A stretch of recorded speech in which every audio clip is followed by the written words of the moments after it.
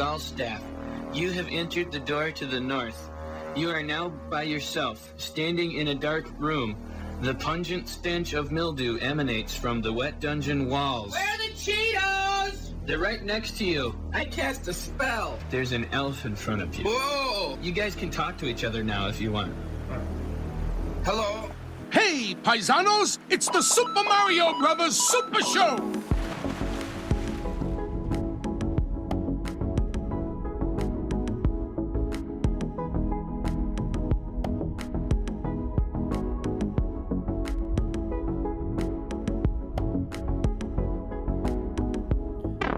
Welcome back to Shallow Cinema. This is your host, Nemo. And I'm your Luigi for the episode, Blackjack Bauer. Hello, Charlie Day. It's been a minute. We got lost in the multiverse. It's kind of wild. Well, technically, we gave you a whole... Yeah, there's a whole episode lost in the quantum verse. You know, you're right. That got squished and squashed and distorted and lost to the audio heavens. I mixed up my verses. Yeah, we recorded 2 whole episodes, had some technical hardware issues, but then, we came out that alternate universe and landed here. If we become famous and I make $1,000 off this podcast, or release those on our Patreon or something, the lost forgotten episodes, or did you delete them? Yeah, they're gone. Yeah, they're dead. Well, don't tell them that. They don't know. Donate to our Patreon that doesn't exist yet.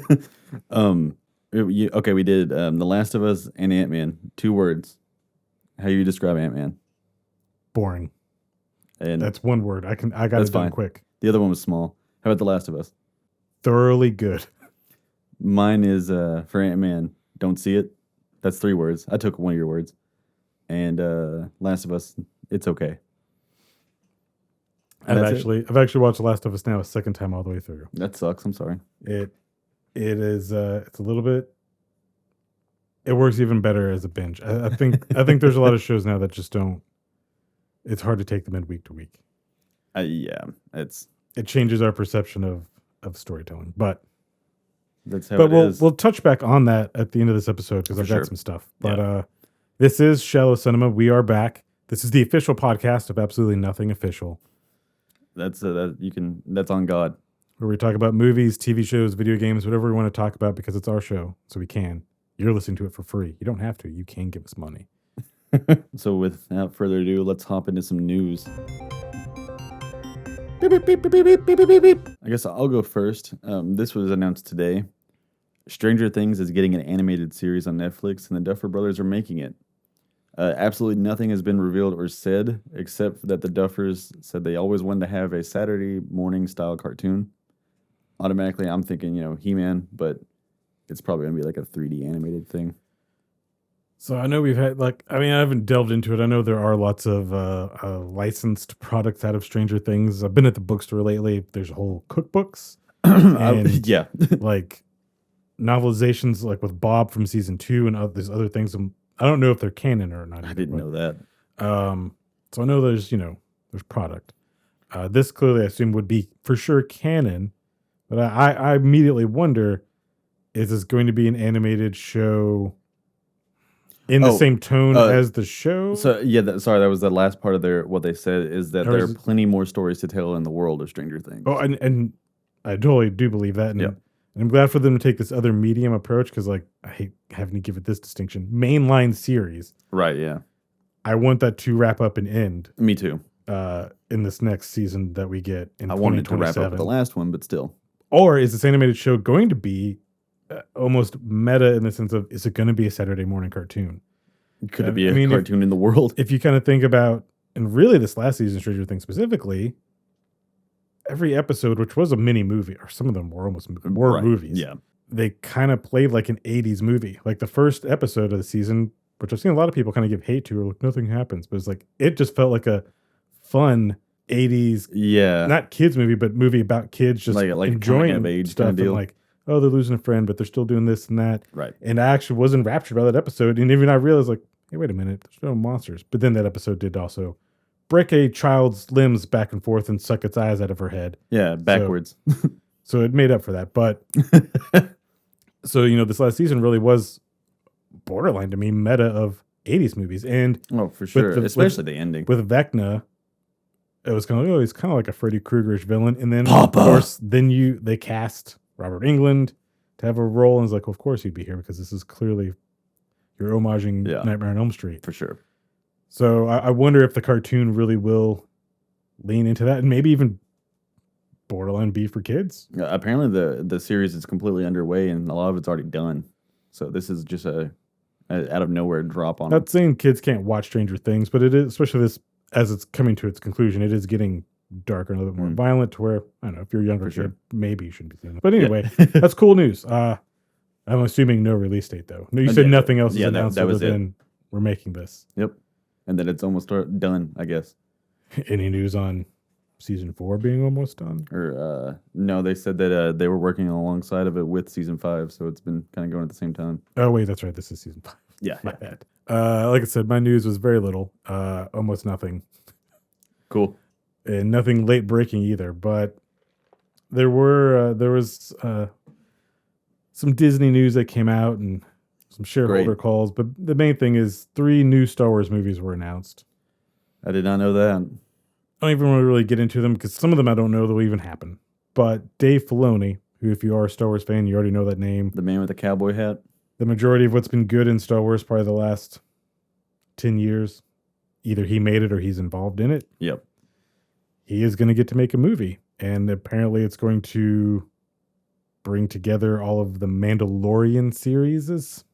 Okay. I guess they're now saying a lot of the Star Wars TV series, which honestly they are all kind of tied to Mandalorian because it was the first one. But they are, if you watch the cartoon, I guess from years ago with Ahsoka, which we're not going to, there was a trailer for Ahsoka. We're not going to talk about it. That's the one that I actually did watch a bit of. She's chasing after this, I think his name's Thrawn. I don't know.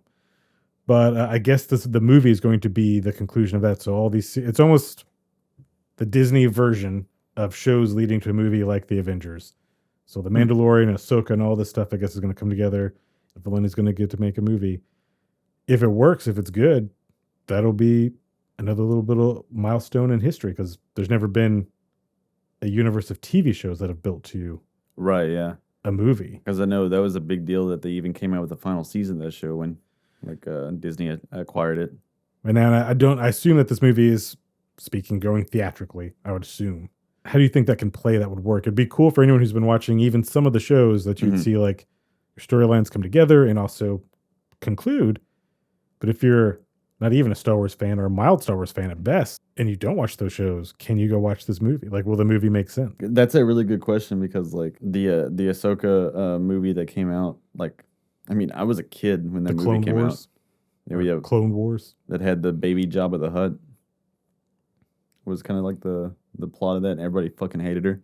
So she's not only is she like a character that's like see popular, Baby Yoda fight Baby Jabba the Hutt. It's like she was like one of the most hated characters, more hated than Anakin was, and then she evolved as a character for so many years. I think maybe in that movie she was to offset like we're gonna make people like Anakin by putting a character worse than him.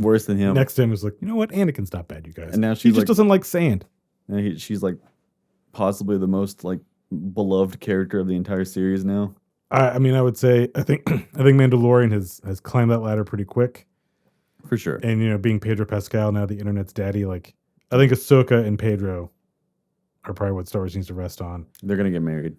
But the other bit of that Star Wars news, one of the other movies announced is also the return of Daisy Ridley's Rey. What? I thought she said she was not doing that shit. Well, look, if they offer you Disney Star Wars money, like you're gonna do that shit. Let me guess what the plot is. Hey, you know what? Harrison Ford also said he wasn't going to do that. That's very fair. I'm going to guess that the plot for this movie is that she is going to gather all the Jedi she could find and make new Jedis.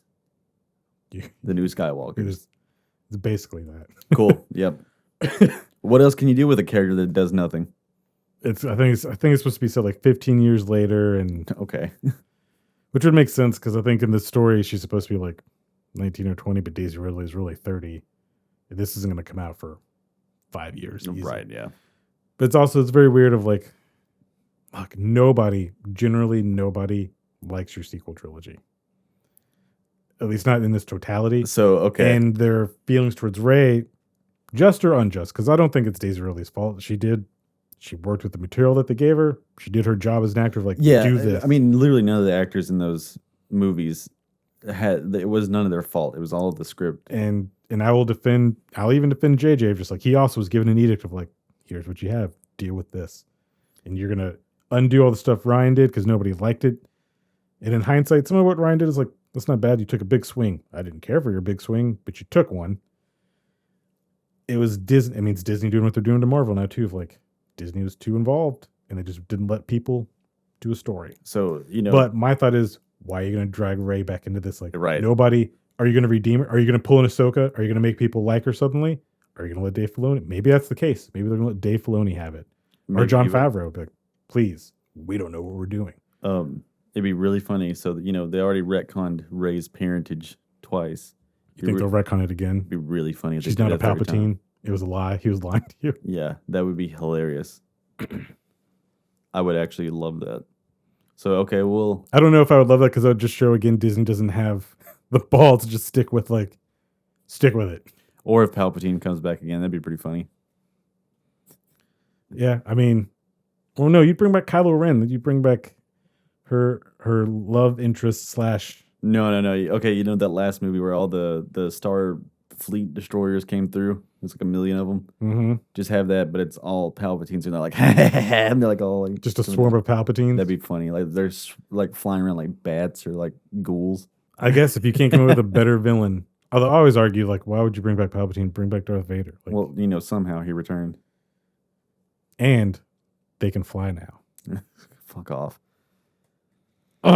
Okay, my last piece of news here is so this is kind of older news, but some more was revealed about it recently that's really funny to me. But Bob Odenkirk is starring as Tommy in a remake of The Room. What happened, though, is that Tommy Wiseau and his team were not contacted or made aware of this existing. Wait, is David Cross playing... Bob Odenkirk is the only person we know at the moment. Okay. Why can't I think of his buddy's name from The Room? What? Oh, hi. I can't think of Mark. the name. Mark. Oh, hi, Mark. Yeah. So... Okay, I want David Cross to be Mark. I want this to be a Mr. Show movie. At the moment, there's only like one picture of them on set, and it's like mostly green screen. And it's made just like how Tommy shot it. Yeah. It's being made by the Acting for Cause Foundation. It's like a charity organization. So this probably won't be a theatrical thing. It'll probably just be thrown on the internet. Might be a Fathom event one night. Yeah, so it's like that's a little bizarre. But I'm sure Tommy was like, what the fuck? He wasn't consulted at all. Like he's got to get paid for it. It's his. When it was announced that he found out about it, then nobody knew about it. Well, I mean, I guess technically you can't own a story. I don't know. I feel like the proper calling it The Room, like it is his. Like you got to pay him. It's the dude's only fucking claim to fame. I'm pretty sure that when they made the Disaster Artist, they had to have made some kind of like copywriting. He went on interviews with James Franco and like Tommy Wiseau got a whole other wave of celebrity again. I'd also think in this, the Disaster Artist was the actual, here's the story about this crazy fucking bad movie. Well, dramatized version of the story. This, I believe, from the way you're describing it, I assume is almost going to be a straight-laced, we're going to remake it. We're not trying to make it better. We're doing it again, but with professional actors. Like line for line. Yeah, that's what I'm thinking. But I would think you would still, it's a joke, so I think you would still want Tommy in it somewhere. Yeah, it's so weird. A cameo of the only people who are going to think this is funny are people who know what The Room is. So why wouldn't you want Tommy in it? So I guess we'll see whatever the fuck that is whenever, because that's all we know about it.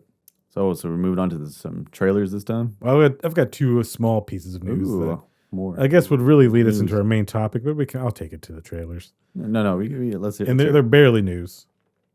So apparently, there's a Minecraft movie being made. Jason Momoa. It's finished.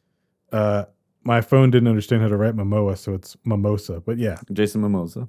I guess you could make a movie. I guess Minecraft is you could do anything with it. It's literally build your own world. There is a slight story, but it's not really a story. But they've had story. I know they had a whole game that was Minecraft Adventure. Yeah, that's a little different. I was just thinking of the base game. I just mean, again, that could be the Minecraft movie. Yeah, the Telltale game. And I assume this is going to be animated. It can't be Minecraft if it's not shitty old school pixel The box thing that art, I saw right? said it wrapped filming. I don't think you say that when it's an animated movie. I think they mocapped Jason Momoa doing block acting. Jason Momoa capped. And then also, we knew it was real. We knew it was happening, but now it's been confirmed. It's got a date. Blumhouse's Five Nights at Freddy's will be this year for Halloween. Here's my question: do Markiplier and PewDiePie have roles? I'm pretty sure Markiplier is in it. PewDiePie probably not because he said the N-word. Oh no, that's why he got hated. Is this going to be meta? Are they going to take the story? Because I do know there's a weird convoluted story in the games. It's actually really entertaining. And then there's a story behind it that is like, oh wow, this is crazy. Are they going to do that story, or do you do a meta-ish story of the game of Five Nights at Freddy's? I think they're straight up doing the Dark Souls style story that it has that's like hidden in context and stuff. I think they're going to do like that. Which I saw pictures of the set. They have the whole pizzeria built and all that stuff. Okay. All right. So is it going to be a security guard who's having to watch 5 cameras? I think it'll be before the security guard event. So like the opening of the restaurant and the event of what causes it to become haunted. All the children's bodies being meshed into animatronic monster machines. Yes. Well, technically they're souls, but yes. All right. Well, then, yeah. With that, that's the last bit of news. You're getting a Minecraft movie, apparently, and Five Nights at Freddy's. I'm actually looking forward to the Five Nights at Freddy's. How many movies do you think they can make out of that? Because there's like, what, 5 mainline games, and I know there's at least 3 outside games. I think the one that just came out recently was like a kind of like a custom game. It wasn't really canon. Yeah, I think it was like make your own Five Nights at Freddy's. I don't. It's weird. Let's just sticking to the main line, the Five Nights 1 through 5. Can they stretch this concept into 5 movies? Because what point do you stop being scared of monster animatronics? The story can only go so far of being interesting. It gets really weird once you get into like the 3rd game, I believe. You get the baby doll and the other stuff. So there's some really convoluted and insane storytelling and just an actual child murderer. And can it be better than Willy's Wonderland with Nicolas Cage? Oh God, yeah. Which was honestly just like here's Five Nights at Freddy's. So let's go down to the trailer park. So we got Blue Beetle. Batman's a fascist. So we'll talk to that. Other people got angry about that too. I did have a problem with it when I first saw it. I still have a problem with it. And I'm vindicated in knowing other people are also like, I don't know how I feel about this. Personally, I'm more offended by George Lopez's presence. Well, George Lopez's giant beard and mullet. I think his character in the movie, I think he's supposed to be something of a conspiracy theorist. It makes sense. So I think that Batman line probably does make sense for his character, but to put it in the trailer and as your stinger to the trailer, which is usually either like dramatic, cool action. They fly now? Or comedic line, which they're clearly playing it for a comedic line. For but sure. It's like, I immediately was like, I don't think that's, I'm not even like saying I'm offended or anything. There's like, I don't think that it's funny. And I'm very confused. Even if I remove myself from like, is this part of the Snyderverse world? Because it was made during that. But this is also supposed to be the clean start to James Gunn's DC universe, even though, again, made before he was there. But it's like, so do people see Batman as, does this dude see Batman as a fascist? And I thought about it. I was like, I know, maybe. If you do know about Batman, maybe you would be like, seems like a fascist.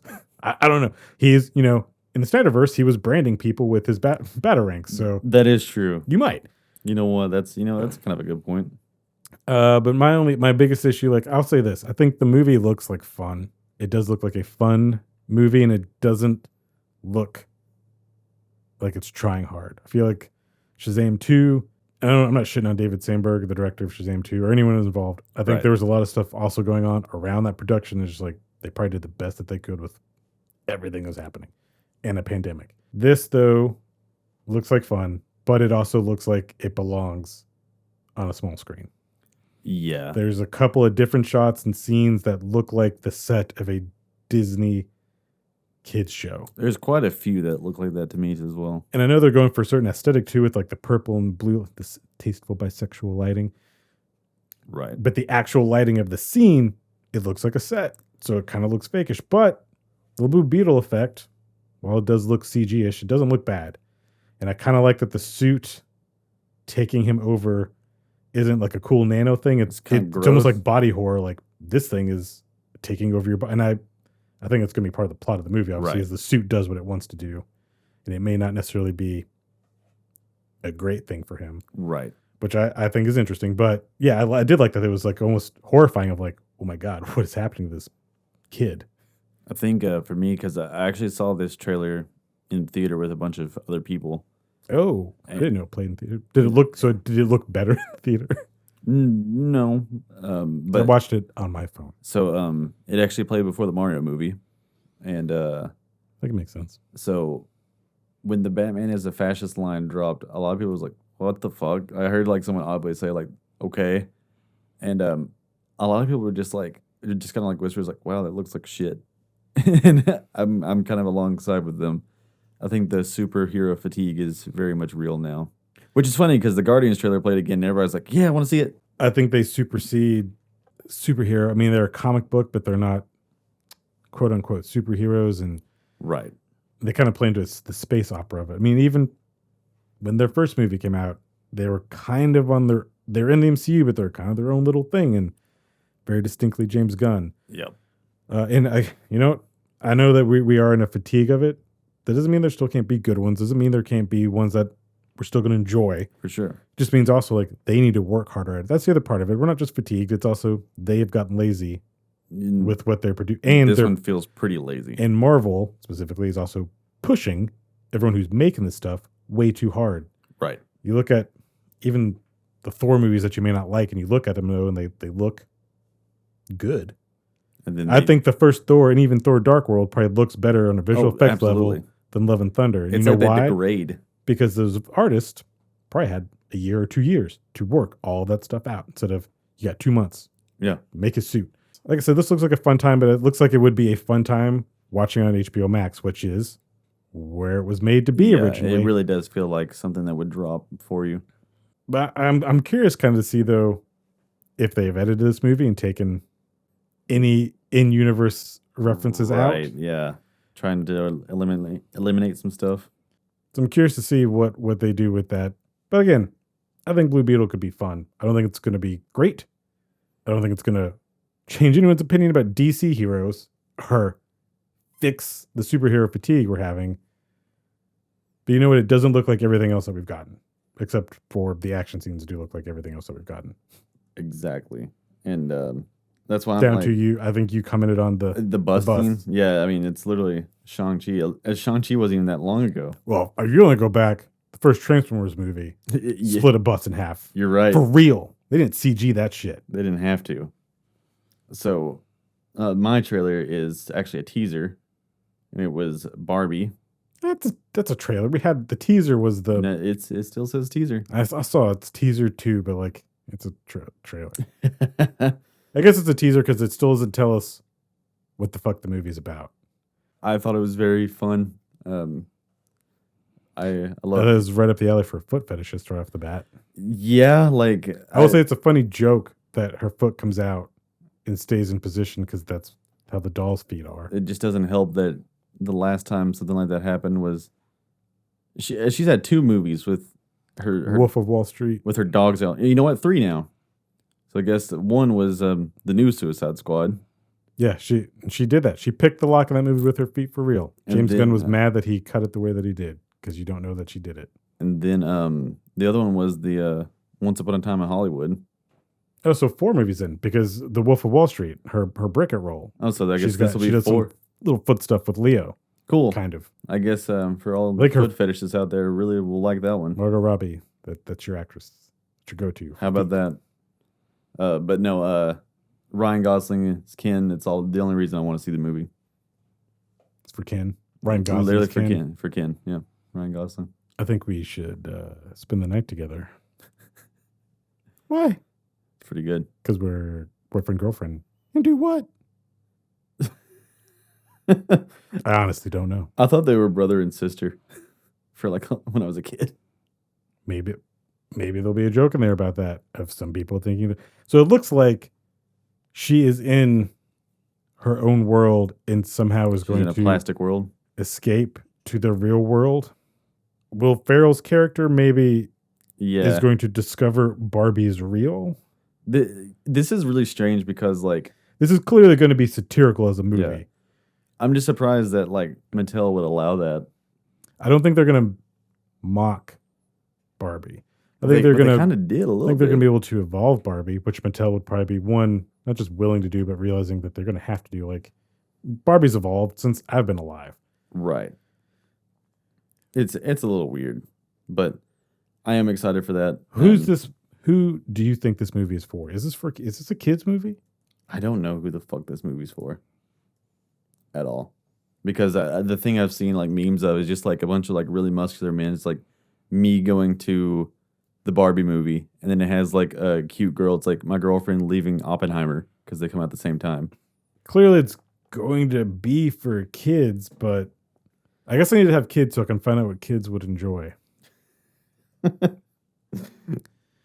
Well, my follow-up trailer would be Marvel's Secret Invasion. Secret Invasion. And speaking on superhero fatigue, well, you know what this gives us? This gives us a little bit of that flavor of Captain America Winter Soldier, which was the first real Marvel movie that showed we can do something a little bit different before we get afraid of doing different. And this feels more like a spy thriller type thing. But also Nick Fury being back. If you took out the name Marvel, this would just look like a fun action show. And I don't know how much you're going to have to know about the Marvel Universe beforehand. Right. I do know some of the story that they are adapting, and I'm curious, which is about the Skrulls, the aliens from the Captain Marvel movie, who can look like anybody. And the comics eventually find out, like, holy shit, they've been doing this for decades, and some of the people we think have been heroes, like, nope, that was a Skrull this whole time. I'm curious to see who they make a Skrull. Especially because, like... I assume it'll be mostly side characters. Right. Apparently, it's been unconfirmed at the moment, but the actress who plays Misty Knight was seen in the trailer. I think apparently she was also in the first trailer. It's like, is there going to be like a nice Netflix retconning going on? Is that possible? You could do that with The Invasion, I suppose. It'd be easy enough to do that. Right. And unlike the movies, even hit or miss, and I haven't loved all of the shows or every bit of the shows, and I still haven't watched Miss Marvel. I probably won't because I'm just not interested. I do think the Marvel shows have been hitting much better than the movies have. Yeah, for sure. Post Endgame. You know, I'm just going to call this Volume 2. Yeah, Volume 2 of Marvel. Right. Has really suffered, but the shows have been mostly pretty good. Some of them, though, like Hawkeye should have been a movie. Yeah, there's no real reason for it to be short. And honestly, if they made that a movie, probably would have been one of the better ones that they had made. And to be honest, Volume 2. Miss Marvel also probably could have just been a movie as well. But with that being said, like, I'm looking forward to this. Maybe this is what can reset Marvel. Like, okay, again. Okay, here we go. You know what? Turns out it's not the movies, y'all. It's right here on TV. Just watch Sam Jackson. Other than Iron Man, he's the other one who's there from the beginning. So yep, it is nice to see him around again. And maybe this is also the end for him. That could be good or bad, but I kind of like seeing maybe still our core original heroes wrap up. Like, I feel like that was what the Hawkeye show was. It was, you know what? He was one of the other original Avengers wrapping his story up. Nick Fury, one of the other ones left. Let's wrap him up. Who knows what they're doing with Hulk and his son and She-Hulk? Yeah, it's a whole multiverse and microverse out there. So I think this looks. I'm excited to watch this, and I probably will watch this week to week. That's actually pretty interesting. I'm like cautiously optimistic with it because it hasn't been so good. So we'll see. My final trailer here is just the TMNT one because Mutant Mayhem. I think it looks really fucking cool. I saw that trailer before both of these movies. It does a really good job of a trailer of it doesn't show or give too much. No, not at all. And every time I see it's like, ooh, but I want a little bit more. Like, I want that scene to go a little bit longer. Like, do more jokes. I like it. I like the art style It's pretty phenomenal. And I think that we do have Spider-Man Into the Spider-Verse to thank. Absolutely. Probably for this happening at all, and for them to be able to, like, what if we did the art like this? And Puss in Boots did the same thing. So it looks like this is Nickelodeon's Ninja Turtles. It will still be for a younger generation, for kids, but I mean, that's Ninja Turtles. So the art is also, though, to me, is leaning more on that darker side of, You remember the 90s movie that we made? Like a gross, kind of grimy look. We're going to kind of do that. And it being from Seth Rogen, I do also feel like it won't be kiddie. It's for kids, but it'll also be, I mean, he's about my age. Like, do you still like Ninja Turtles? Well, you'll like this too. And from watching that trailer numerous times, like I like it. I like all 4 turtle voices. Yeah, all kids. One of them is from Gumball, the Cartoon Network show. And looking at the cast listing and all the mutants, some of whom are deep cut references that are like Mondo Gecko. Right. It's Paul Rudd. And I'm really curious, like what is the story that's causing, but you're also giving us like a Godzilla movie, what people really want is more Godzilla. Yeah. You know what everyone wants a Ninja Turtles movie? Like, show us a bunch of mutants. Like Stockman is probably one of my favorite characters in the Turtles universe, and he's being played by Gus Fring, so that's pretty cool. I don't think I've seen, is there Shredder in the list? I don't believe so. I mean, they don't need to have a Shredder, and honestly, maybe like the last animated Ninja Turtles movie that sadly didn't get a sequel, they did set up Shredder coming in the second one, so I'd hope maybe this one will do that same thing. Like I know in the comic books, Shredder only really lasts for a very small amount of time. It's the cartoon that made him a big deal. Yeah, but that's what I grew up on. So Shredder is a big deal to me. So I would like to see, and I think he could look cool in his art style. And the cartoon I grew up with, he was the main enemy all the way throughout. The only thing I don't like, I don't like the Afro Splinter. That's weird. I don't really mind on that one personally. I'm hoping that's a flashback scene, and that's not. You know what? I've never liked how Splinter looked in anything other than the original cartoon and the original Jim Henson puppet from the first 2 movies. That's awesome. So basically, the one that looks like a rat, and it's just like that's a rat. Yep. But no, that's another flick I'm very much looking forward to. With all that said, then when we go ahead and get on into our movies to the feature presentation. Yeah. You want to drop in the HBO music?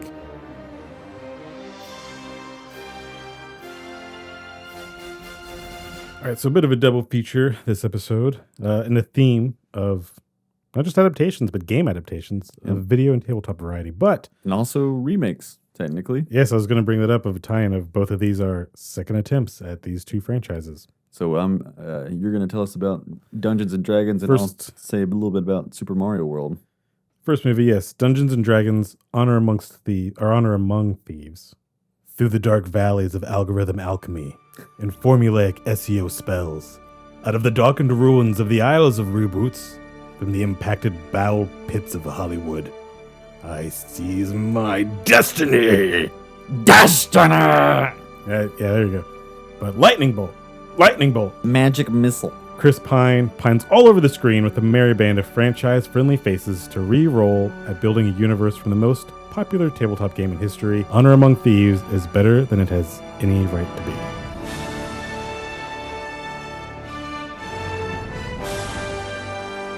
Directed by John Francis Daly and his partner, whose name I forgot, and I'm not going to take time to look up right now, but that's fair. You would know him best as a little kid from Freaks and Geeks, and he also, though he has co-wrote Horrible Bosses. And he also wrote and directed the movie Game Night, and he also was the co-writer of the first Spider-Man and MCU Homecoming. So upon me finding out that they were the ones making this, that was when I started to think, okay, this might not suck. Yeah, the dude's a nerd. He knows what's up. Well, also, just honestly, their content has been quality. Yeah, that's pretty cool. And I feel like they don't just cash in. Like, even say what you want to about MCU or Spider-Man, but Homecoming is a pretty solid, well-written picture of just like, how do we redo this character again? It's like one of the last times where you actually had characters. And I'm not a big D&D nerd or fan. You said you've never played it, right? Nope. I'm aware of certain references, and I also, can see it in other things. I also know D&D has influenced a lot of stuff. But also D&D does take its influences from a lot of things too. So it's kind of a weird thing. It's an original world that's technically infuriatingly unoriginal. It's a weird, like, half and half. But there are things I know that are specifically, like the gelatinous cube is D&D. And it does feature this movie. And there are different, like, names of villages and towns that I kind of know from other games that exist, like video games. Like, I know Baldur's Gate. Right. I don't know much about it, but I know, like, a thing. And look, nerd neurons fired off in my brain when he said, like, oh, we're going to go down to Baldur's Gate. And he's like, I know that. That's a place that I know. I recognize that. Ooh, I like this. I feel good about myself. Yeah. And obviously I know Stranger Things has taught a lot of people about it, but I know the gist of what it is. And I think the problem the original movie made was, because it was made by a fan who had, the story of that being made is something you should look up. Like, it's as a kid, that kid got the rights to the D&D movie from the original company that owned it. But you break that movie down, it is just generic fantasy movie that they slapped the name Dungeons & Dragons on. Yes, there's some stuff in it like the Beholder and other things, but also I don't think any of the spells they use in that movie are spells from D&D. I think they just made up their own basic world, which again, you can do. It's part of D&D. I mean, that's you could go from the pre-made sets. That's a big part of it. Or you can make your own thing. It's part of the joy of it being like a choose your own adventure thing. You would almost think then D&D should be one of the easiest things to adapt, because like, just make up whatever you fucking want and call it Dungeons & Dragons, which is what they did. 3 times, in fact. And it didn't work. Those direct-to-video sequels, I feel like even more so, are just like, look, we've got basic dragon assets left. Yeah, they're pretty rough. Write a fantasy story, and I haven't seen those. I'm sure there are some D&D references that are probably in those movies. Yeah, I think there's like a necromancer. Because probably a writer, someone on the crew of those movies was like, well, actually. Definitely. But even I knew this too, of like, in that first movie, there's a beholder, which is missing from this movie. I was sad that there wasn't a beholder in this movie. I like the look of that. I was not, but yeah. You were not sad at the lack of beholding? No, I was actually happy about that. I didn't need it to be a big deal. It's kind of like, oh, there goes. But they said it. I think they said beholder, and I'm like, yeah, I think like somebody defeated one or some shit. But in the original movie, it's there, and it's the thing they sneak past. And I think it might be the only monster that's in that movie. There's a couple like beholders throughout the movie, and it's still just like they're like in the background moving around. But it's weird of like, you can pick any monster you want. You pick the one that should be almost impossible to sneak past. Like, why would you? Yeah, right. Not only does it have multiple eyes, I looked it up. Like, it's a high intelligence monster, and like, it's not some dumb thing you trick by throwing a rock. So it's like, also in the meta version of the game, like they are very hard to fight. So if everything you all picked, like, was that just the easiest thing to animate? But let's not talk. We're not talking about the old movie. We're talking about this new movie. And here's what it does well. One, it clearly knows what it's talking about, because I looked up some other stuff and it's like, oh, almost everything, even names of things, characters even, are like, that's from a source book, or a lot of this is from the Forgotten Realms. And it opens and it sets its tone beautifully. Chris Pine and Michelle Rodriguez giving the most engaging performance I think I've ever seen her give. And that's not sarcasm if it came out that way. Legitimately, this is my favorite character she has ever played. And while she's perfectly cast for this, and like anyone else, I'd be like, well, why didn't you get Michelle Rodriguez? Like, this is Michelle Rodriguez's role. She somehow isn't just playing Michelle Rodriguez. Yeah, she's actually playing a character. I have a lot to say about that too. And it opens with Chris Pine doing a D&D thing, which is, I'm going to give you my character's backstory, which D&D players hate. I don't want to hear your fucking... And they make a joke out of that. Yeah, they make it actually funny. It's nice. Even the dragon can listen to it. It's like, you went back too far. You already told us this part. Yeah. And I think it was a great way to do exposition and technically narration without doing narration exposition. Yeah. Because they're giving their plea to get out of prison. I do want to mention the budget of this movie. It's projected to have costed $150 million. I mean, it definitely didn't fail, but it made $38.5 million on its first weekend domestically. So now, as of being a couple weeks afterwards, it's gone pretty up there. So it's definitely made its money back. I'm just happy to see it successful. Also, it's like one of the few times I've been to the theater recently and actually saw, like, we had trouble finding where to park because everybody who plays Dungeons and Dragons were there with their party. I think much like the other movie we're going to discuss today, Super Mario Brothers, these are both movies that have inherent, like, this isn't just a one ticket sale. You are more than likely doing 3 or 4 tickets technically per person. Yeah. Because you're coming with a party, coming with a group. And I'm sure that there were, I mean, I think you saw it with the D&D party. Technically, yes, I did. And I'm sure I didn't have I saw it literally on Easter, so I'm giving it its second, third week boost. You gave it its opening weekend. I didn't have anyone dressed up, but I think you did. Oh, no, I didn't. Oh, no, you had people dressed up in your theater that day. Oh, yes, I'm sorry, yeah. I saw a couple ladies dressed as elves and whatnot. And I think the other thing that's maybe the thing that is actually hardest to sell about this movie, and at the same time the thing that makes it easiest to sell, is the name Dungeons and Dragons. Yeah. I think that yeah, even if we remove the Jeremy Irons movie, but you are still having to overcome that. You still have Dungeons and Dragons even being made stigma. Cool by Stranger Things. There's still a stigma, and it's look. I'm a nerd, and now it's like yeah, just like saying it feels nerdy, like Dungeons and Dragons, D&D. I'm gonna get my cloak of get on my D20s.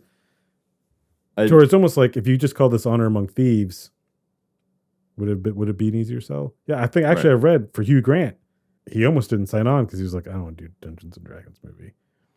But then he read the script, and then he did say, he's like, I read a lot of stuff that's garbage. This isn't that. And then he thought the two writers, the directors, were British because he said this feels very like very tone of the humor is very British, and they're just like, nope. But it was a big compliment. So I think you do have to almost overcome. I think it's even why it has the subtitle, because like you could have like, I don't know. I don't think you need it. I was thinking by the end of it is like, I don't really feel like there's an Honor Among Thieves vibe here. I mean, you're just your adventuring party. Because I will say that the title alone is a bit misleading because it does kind of make you feel like it's going to be just a heist the entire time. And it's barely. Yeah. I mean, kind of, but it's like the heist is so secondary. Very true to Dungeons and Dragons. It's like a failed heist. But yeah, I think there are definitely two perspectives to this movie because of how just approachable it really is. You don't have to know anything about this universe. That was the other thing I was going to say. What makes this approachable is the fact of like you don't need to know anything about this, and also to a degree, it's not even trying to teach you Dungeons and Dragons. In a way, it reminds me of the first season of The Mandalorian. Of you don't need to know Star Wars, and if you didn't know this was Star Wars, it wouldn't make a difference to you. That's the thing too. Is it easily could have been way over explained. Like it could have made it difficult for the audience. But I feel like tone wise and stuff, this movie really does feel like Guardians of the Galaxy. Yep. Which I mean, technically they're kind of a D&D party as well. Because I thought about this because I'm not big on fantasy, like high fantasy, Lord of the Rings. That's not me. But I didn't go like I went into this like expecting I'm going to have a good time. I knew reviews of like this is surprisingly good. You had already told me like it's better than it should be. Yeah, it has no right to be as good as it is. I think that's what I said in my text. And it's funny that it is a funny movie with heart. With heart, but also with stakes. Like I did feel like our party was I felt there were stakes to our party. There were stakes to what we wanted, what they wanted. But also it didn't suffer from I hate calling this because it's not the case. But it didn't suffer from the Marvel quippiness of look, there are quips for sure, and their characters are like, maybe you should take this more seriously. Like, but you're in the heat of it, you're just like, this is I'm having a good time. This is literally this year's Top Gun Maverick, in my opinion. Oh, yeah, absolutely. This is what you go to a movie theater to do. Yep. Just have fun. And I think it did it perfectly on that level too. Like I said, the first perspective was just it could be for anyone. Anyone can watch this movie. But the second perspective are the super nerds. So like, you know, I've played Dungeons and Dragons a bunch of campaigns, but I only get it to maybe 6 or 7 of those games, and then we're done because it's really hard to to schedule things out like that as an adult. But one of the only scripted games I played was Icewind Dale. So when they started the movie in the prison, I was like, I know that shit, I know that. Like, whoa, shit. Like it's like a weird thing I didn't expect to automatically be like, oh, that's cool. There's some other very subtle things I picked up on too. Like you mentioned, like Baldur's Gate, like just like, well, that wasn't very subtle. They yelled it like 4 times, but and even Neverwinter, I know because there's a game Neverwinter Nights. I didn't really realize it was D&D, but when they said it, I was like, oh, I've heard of Neverwinter. I mean, that's another thing too. Is even with Icewind Dale, that's a newer game, like the one that we played. I didn't know there was an older version too. So there's like an old like 90s PC game with that and all that shit. And I do know because I've got a different board game that takes very clear inspiration from D&D. In fact, you're creating a character for a D&D game is the game of this game. Yeah. But that's how I knew what the displacers, the panthers with displacer whatever. beasts. When I saw them, I was like, I know what that thing is. Only because of this other game, but it was like, oh, neat. And the gelatinous cube. But I don't want to jump ahead. What was the story? Because the trailer actually kind of misleads you into what the story is. So this is a good movie, but it's not going to be a movie winning Oscars or anything like that. So because it's very predictable. Like right at the beginning, you find out they're after a MacGuffin, and you're like, anyone can assume, oh, this MacGuffin is going to be used for one or two things. I'll talk about it a little bit more when we do our spoiler part. But you can kind of figure out what the ending is going to be right from the beginning, because it can only go either two ways. The third one would be surprising, so you know it's not going to be the third one. Having that, you just get this opening scene of like you said, the backstory, trying to escape their prison or get let out so he can get back to his daughter, because he wants to go see his daughter. So the whole adventure, which all sets up in that scene. Yeah, like all of it's set up. You get the backstory, you get what you need to know, get your feeling on the other characters we'll get to meet again soon. And again, that scene sets the tone because you get some heart, you get some drama, and he's still, there's a whole running joke in this thing of one of the other people supposed to be hearing the story, it's not there, and he keeps stopping like, so but is he close? Right. Like his was here? So I feel like he should really hear this part. So yeah, exactly. So you get something kind of fishy going on. For me, it was like, is he lying? Is this backstory fake? Because we know meta-wise, he's kind of a bard character. And I mean, that's a pretty known thing, is the bards are like swindlers and sometimes like ladies' men and stuff. Like he's just trying to, like butter him up so he can get out of prison. But it's like, oh no, all of this is actually true. That was the biggest surprise to me. And the bigger part of that joke is also they do decide to let him out of prison, but he still escapes anyway. Yeah, so it's like that's still even funnier, because that's also just feels like a D&D. And that's pretty much the plot of the movie. Gimmick. Is he wants to get back to his daughter. Yeah, that's it. He just wants his daughter and wants his wife back. And then the twist to that is, well, she doesn't want to be back with him anymore because she thinks he's a bad dude. Yeah. So now he's got to find a way to prove that and to fix that. Thus, we go on a quest. And I guess we can go ahead and move into the spoilers for this one. I'm going to rate it. Let's go ahead and rate it first. I'm going to rate it a buy it. I actually walked out feeling like, you know what? This is something that I think I would watch numerous times and just have fun with. And it almost makes, it didn't make me want to play D&D, but it did make me want to immediately go home and get some stuff on the table. I could see why it would make someone be like, fuck, I really want to play now. But for me, the movie hadn't even finished yet, and I was already like, I want to watch it again, because I enjoyed it that much. So I would also agree with buy it. Definitely see it in theaters if you can. And the other thing before we get into spoilers, what I will say is all the action scenes are very fun, well shot. Oh yeah. Visually, you're going to be pleased throughout. Some clever set pieces. This isn't something that's going to blow your mind visually, but it's not Marvel action. I'm going to give it that. And every one of these characters, even Justice Smith, who I'm not a fan of, I enjoyed, and I want to see this party again. And a handful of them, I would watch a movie that's just them, like a solo adventure. Yep. Yeah, I could absolutely see that. So yeah, I give this a buy it, and jump a little bit into the spoilers now, I guess. Yeah. So I guess I'll start us off here. This film is very much structured like a campaign, which feels nice. Like we were talking about the original one. A lot of that stuff was like, it's like the bad things happening in a campaign is how they made the movie. So you get like the Wayne's brother just dies randomly out of nowhere. Which in that movie was totally Whiplash. Yes. As well. So you have this weird flow in that one because they made it like a serious version of a game. Almost like they literally rolled dice to decide what the script was going to do. Yeah, that's really what it felt like. Where this one follows this idea of everyone really is a class. There's not just like this random, like, what are you exactly? No, Chris Pine not only being an actual bard, but he does the bard thing. At a certain point, they're making a plan as a party. Yep. Sophia Lillis are, what's tiefling? Is that what she's her? Yeah, she's a tiefling. She's a half tiefling. She asks, well, "What do you do?" He's like, "Well, I make plans." So, well, we already have the plans. Like, yeah, but if that plan goes bad, I make a new plan. Yep. So you make bad plans? No. So and I was like, that's. Also, that dude's loot, I don't know what it's made out of, but fuck, is it durable? Yeah. This is the weird thing with him in particular is technically he's not a bard because he's not using any spells, but in the context of the movie, he's a harper, which is like basically like an Illuminati style guild that are made to be secret and have like great connections with really, really good people and really, really bad people.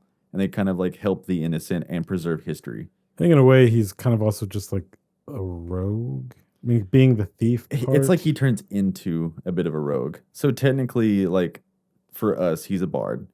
And I mean, when he was still a harper, he had a greedy moment going into the rogue part, which does end up getting his wife killed. And I think that was a fun bit too. They show us that moment, but he doesn't take anything. We just see him look at it. Yep. And you're thinking like, oh, so he's starting to think about becoming a thief. And we find out later, no, he did take that. And it's his That's fault. what led to his wife getting killed. It's like, that was unexpected. Yeah. So like this is the thing. Like, no, did I think there's a chance our party couldn't win this? No, it's a movie. Right. They're going to win. He's like, I didn't know raided wizards mark their treasure. If that's something in the game, I have no idea. But it doesn't matter because the movie's just like, that's how it works, and you believe it. As a director, a dungeon master, you're now saying, well, in this one, they do mark their treasure. Like Exactly. And for someone who doesn't know D&D, I'm just like, okay, yeah. Yeah, it makes sense. Yeah. They're the bad guys. That character becomes a drunk, and his daughter is still alive. She's hidden away, but he has no idea what to do. And that's where he comes into contact with Michelle Rodriguez's Holga. And they end up basically making a surrogate family. Yeah, I have seen some other people talking about this. Like, it doesn't make sense of how they met or whatever. But I think they just met at a bar. It seemed that he was just at a bar, and she you found drug out him from home. her little backstory that she's also like a drunk. And then she took pity on the baby. So the character that I play in my campaigns is Barbarians. So I really liked her character a lot because she played just like how a barbarian would play. I like that she wasn't just a grunty, dumb barbarian. She was not as... Her intelligence is clearly literally the 2 or 3. The int stat is the lowest one. But that she wasn't like, oh, smash. She had character, and she was funny. And she was funny. She was like... I would say she's dense. It's probably the best way to put it. And also has a thing for little dudes. Yeah. It's the most surprising thing in this movie. Bradley Cooper. And in my theater, more than one person, not when you see him open the door, because even I didn't recognize him when he opened the door. When they sit down to talk, she goes to visit her ex-husband. Well, she doesn't go to visit him. She's kind of stopping off to pick something up. Getting closure. But she really is going to visit him. And which again, every character also has their own little They have a quirk. arc. Yeah. Well, they also have their own arc in this. And if you look at it, every character levels up. They do the D&D thing. Like, her weapon gets an upgrade. Yeah. Wizard dude he straight up levels up by getting to be able to attune with the crown thing. Exactly. Anyway, Bradley Cooper's in this fucking movie as I'm sure it has probably a name. It's a halfling. A halfling, okay. And the moment that happened, numerous people were like, whoa! Yeah. Is it? What? Why is he in this movie? Yeah, like... did you know he was in this? What, does he like D&D? No one knew. And even like Sarah was like, is that Bradley Cooper? And it's not even played as a joke. I mean, they clearly know you're going to be like, oh. But I think it's played for straight. I think that's why this movie works so well is visually everything in this scene is hilarious. But they're having such a meaningful and like loving yet heartbreaking conversation. And I guess he has a thing for big women because his new wife is also... I guess they have a thing for him. But, by the end of the movie, we do see Holga sees another little dude. And She's her like halfling. She like bites her lip. I'm going to give me some... I'm going to break off a piece of this little Kit Kat. Which it's just really entertaining because like he's like... There's even a scene where he's like, you want some tea? And it's like a giant fucking tea set. And they're like, how's life been? And like talking and stuff. And it's like, visually, this is hilarious. This does bring me to... And it didn't take me out of the movie. It doesn't bother me because by this point, the movie had earned it. And I was having a good time, so I'm in with it. There's a little bit of convenience to the script. And this scene relates to the biggest one directly, which is... Getting the MacGuffin. He has a walking stick. Yeah. Which they set it up. And she stole it. And it's a minor thing. Like, so you're not even thinking about it as an audience member, like, okay, walking stick, whatever. Anyway, they end up going to the Underdark, which I now know is a thing in D&D. It's a whole campaign. And you've seen it in the trailer, too. The bridge they got to cross, which is a funny joke, too, is the NPC character is explaining what they have to do to cross this bridge. And that was a slight reference to the original movie. Overly complicated.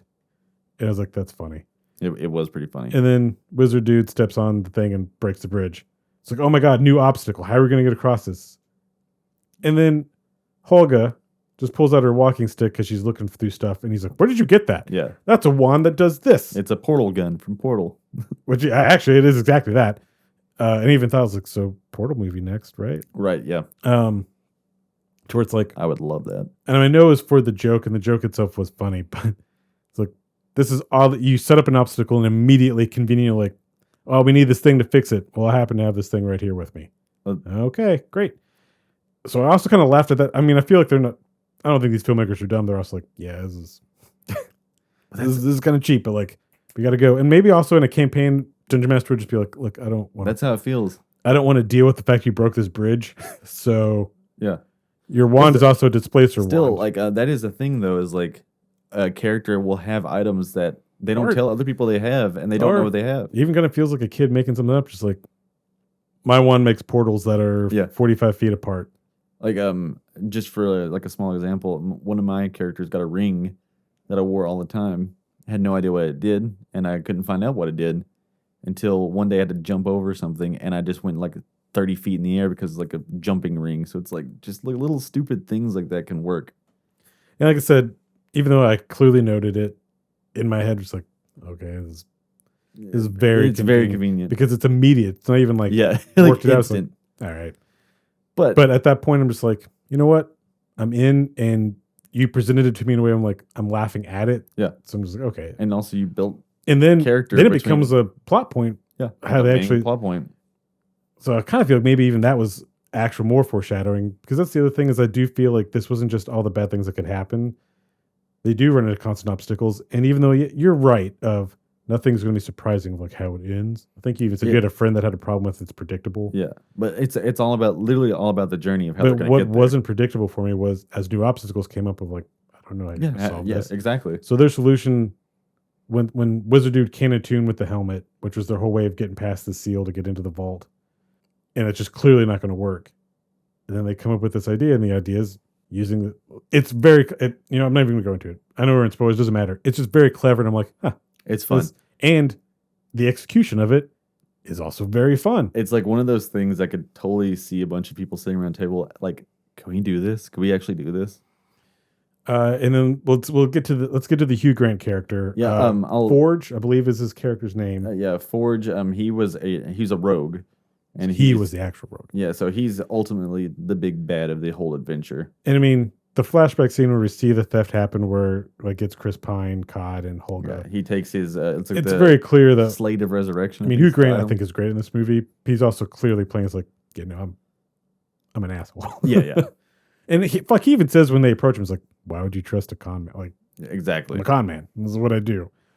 But he also was very fun. And since we're in spoilers, I'll say I'm glad he doesn't die. I'm glad he does get his comeuppance. He could have died. Yeah, they could have, but he gets his comeuppance. We end back in the prison we started in, and they've resolved the way that Chris Pine escaped. They fixed that, which is pretty good gag. But I do hope, hey, if we make a sequel, whatever the story is, for some reason requires them like we got to go get Forge. Yeah, we have to have him. Us. Yeah. But our main villain, our red sorceress. Yeah, the red sorceress. Really interesting. Who actually is technically our secondary villain. We get a look at our main villain, and it took me until I was walking out of the theater to realize, oh, wait a minute. Yeah, that didn't resolve. He's still out there. But they're kind of underbaked, but I think it's intentional of, again, it's not what the point of the story really is. And clearly there's hopes to franchise this. So kind of having a lingering villain's like, great, we can, we've set all this up. So Fina is our character. She's the red wizard. So she like hires them to go and steal some stuff, and she's working with Forge, and he knows that she's going to set him up. Yeah. Which in the trailer, there's a line in the trailer that says we stole something for someone we shouldn't have, but that's not what the trailer makes you think. What the movie is. Really that line, first of all, not in the movie. It's not in the movie at all, and like that's not what the story. The story is just about getting Chris Pine's daughter, and the other characters have other reasons for being. Well, our tiefling wants to take down Forge because he's fucking up their land. So, the wizard, Simon, he's a half-elf, but he's like a shitty wizard. He's not good at it. He's a Justice Smith character. Yeah, that's the best way to put it. So, you get... But this is his best. He's the best version of this he's done. So you get him stealing like people's money and stuff because all he wants to do is to just have a place to sleep. That's his character arc at the beginning, anyway. I will say on the tiefling front, Sophia Lillis, who I really, really enjoyed in this. And her name is Doric. The only visual effect that was a little wonky for me was her chase out of the castle, which was pretty cool. Yeah, she's changing into a bunch of different things. But when she turns into the deer, that was the only one who was like, it looked a little weird. That looks a little bit weird. Everything else that she did and everything else that they did looked good. I think the ending fight, the actual ending fight, which I don't think it was done in one take, but they make it look like a one revolving shot. That was pretty cool. We can talk about that in a second too. So she's a druid. She can transform into animals, but that might be one of my favorite bits in the movie. Was it's pretty fun.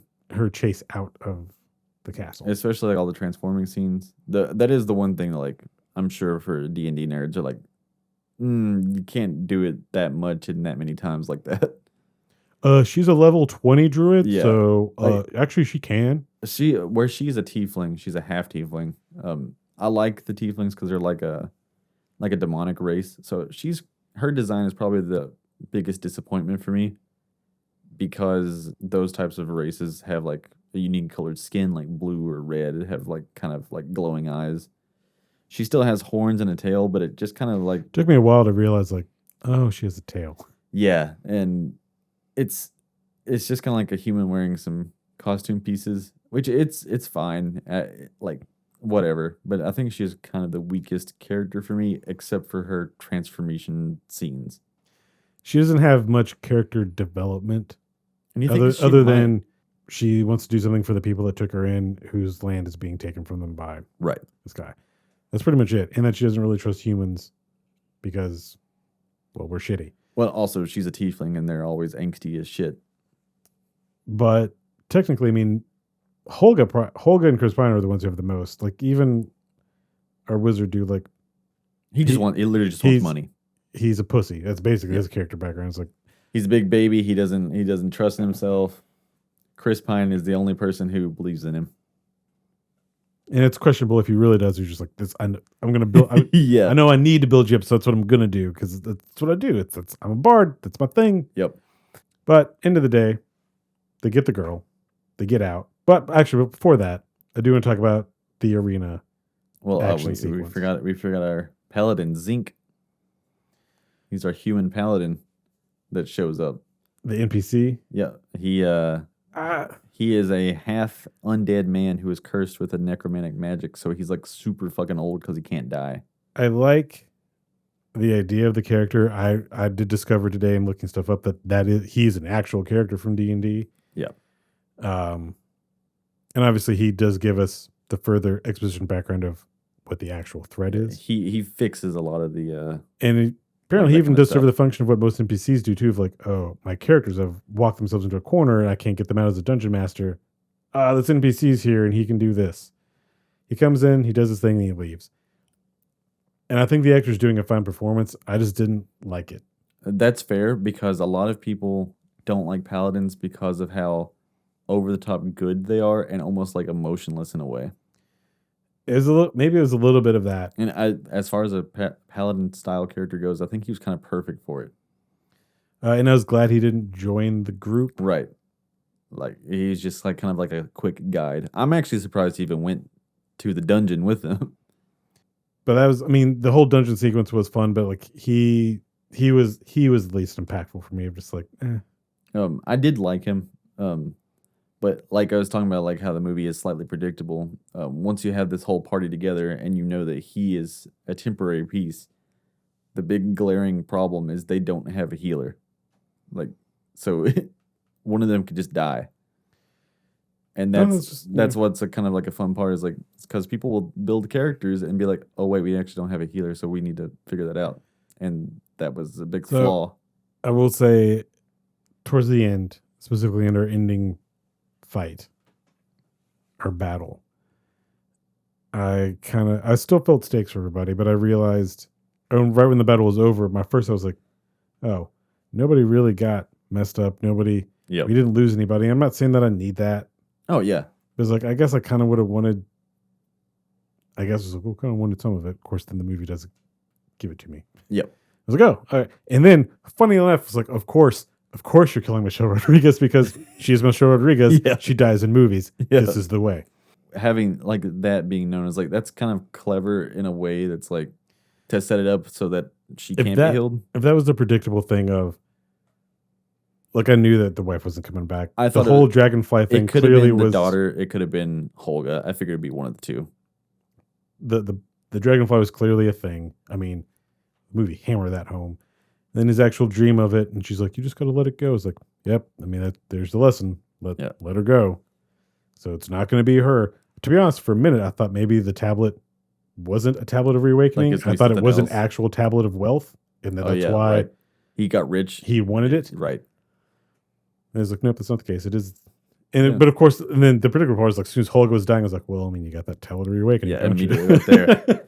And so that was, I mean, and you already know that you got to let go of your wife. And this is actually technically the mother of your child because this is the one that raised her. But you're talking about the games and the maze scene. It was super fucking fun. Like that's like it was shit. Like, oh man, I was all in for it. It was fun. It was engaging. There are a lot of references. There's some Jurassic Park call outs. Some that are subtle. This is absolutely where there could have been a beholder. I'm glad they did the Displacer Beast instead. I wouldn't have put a beholder here. I guess I would have had the beholder just, I don't know, while they were breaking into the castle or whatever. Yeah. Well, I could but just also, see like you got to hold off something for the sequel. So hopefully I get a gross beholder in the sequel. So, but the Displacers were cool. The gelatinous cube was honestly dope, and it turned out to be a plot point. I like that when we cut back, they explain like, it's eating him. So you remember in that scene all those crazy costume people? Oh, yeah, no, I recognized. I like they even. Well, I mean, it is quick, but like they pan one direction, look at another group that's in the arena with them. Yep. And then real quick pan to the other side. You really can't get a good look at the first group we look at. The second group, we linger for just a second long enough to be like, and also very brightly colored and kind of goofily, even for this, kind of goofily dressed. And yes. That has to be a reference to something. You're the cartoon characters. It sure I kind of thought they were going to kill him. I'm glad they didn't. I'm glad it was just like, well, it was just fun, like for that. But then, even Sophia's the one who figures out a way to get out of the arena. And I like that at numerous points, every member of the party gets to served a purpose and gets to do something. This was her major purpose. And Doric, I don't remember her name. Doric. She maybe has just surpassed Hulk fucking up Loki in the Avengers for coolest clip ever. There's a second go around where she like rapidly does it. That's clearly meant to be funny, and like I was like, that's very funny. But then they take it a step further. Are you killing her though? And then just like, oh no, okay, you are killing her. It's like they want to make sure that she's dead because it kind of seems like are they just gonna arrest her or something? Like that's what I like. These action scenes, they weren't brutal per se, but they also didn't hold back on. They probably killed some people. Absolutely. I mean, obviously, Michelle Rodriguez got the bulk of action scenes, but these were all very well done action scenes. They weren't John Wick style of super long takes and wide shots, but they weren't cut to shit. And I read they did previs work to make sure you'll get to see what's happening, and this is what a movie should be. Right. Like I think this going back to why I think Holga was the strongest character, literally. Like all of her fight scenes were, like you said, well choreographed. She's like, talking to the guy at the beginning and like, hey, what kind of axe is that? What do you oil it with? Because like she's gonna take that fucking axe. That was a funny joke too. Once he killed, well, she didn't kill him. But, yeah, she didn't. Yeah, but once they got out of there, and she's like, before you leave, she's like, yeah, no, we got to get that oil. Yeah, yeah. It's like so she's very determined, but also just using anything as a weapon. So even like hand to hand combat. So you have like the scene with the potato because she was like, oh, I can throw a potato really hard. And that's how she defeats Hugh Grant. Yeah, Hugh Grant there. And but also just like she's digging out that little block on the front of her. Like this is all barbarian rage. She punches maybe through a box and grabs like a bow and arrow or the bow. That was a good shot too. It's like that's fun. Maybe in the sequel, daughter girl with the pendant that makes her go invisible, maybe she will be a healer. Yeah, I can absolutely see that being the thing. But yeah, overall, look, this was clearly a lot of fun. I think one thing that doesn't get enough praise at the moment is just, it's Dungeons and Dragons. There has to be a dragon in it. There's two. Well, I guess the other one's a stone golem. We get like a flashback with like something like that. And but also, real quick, the graveyard scene of having to wake up the corpses to ask them where this thing is, disturbing yet hilarious. Yes, I like the fact that, like, cool, you kept them gross looking. They're terrifying. And I didn't stay. Did you stay for after the credits? Yeah. Is there an after credit scene with the one that they left alive? Yeah, and isn't it funny that I didn't stay, but I can call what the after credit scene would be? That's what it was, and he's just like shit. Yep. Like with that, having the dragon be this big pudgy monstrosity, because it easily could have been like a Smaug deal, but no, they had this like really funny looking dragon, yet it's super unrelenting trying to kill them, and it kills all the other guys that are with them, but it's like such a force of nature, and it's like this is kind of badass. But also the creature design itself and having practical effects, like a practical dragonborn. Oh, opening up with that council or whatever scene, and I was like, oh, that dragonkin is clearly that's a puppet or extreme prosthetic makeup. And then another one comes back. And then the Jonathan, the bird, he's also a puppet. The cat people, I can't think of the name, but I was like, oh, this is cool. And again, it doesn't linger on it, but it's like, all right, so you're not holding back either. I'm like, yeah, no, there's weird shit in this world. But also, there's no reason that had to be practical. And that's really appreciated. Well, my guess would probably, because it's probably less expensive than CGing it. Who knows, though, at this point? Because sometimes it is more expensive to do that. Especially like there's like a baby cat, and it's just a puppet. And it's like, it could have been a CGI monstrosity. Yeah, overall, too, all the visual effects looked really good, except for the little bit with the deer was the only thing was like, But at that point, it's like, you give me all this other stuff, I'm fine. And again, that chase was great. Like, so this is a definite buy for me. Yeah, absolutely, unabashedly. And it did set up for a sequel.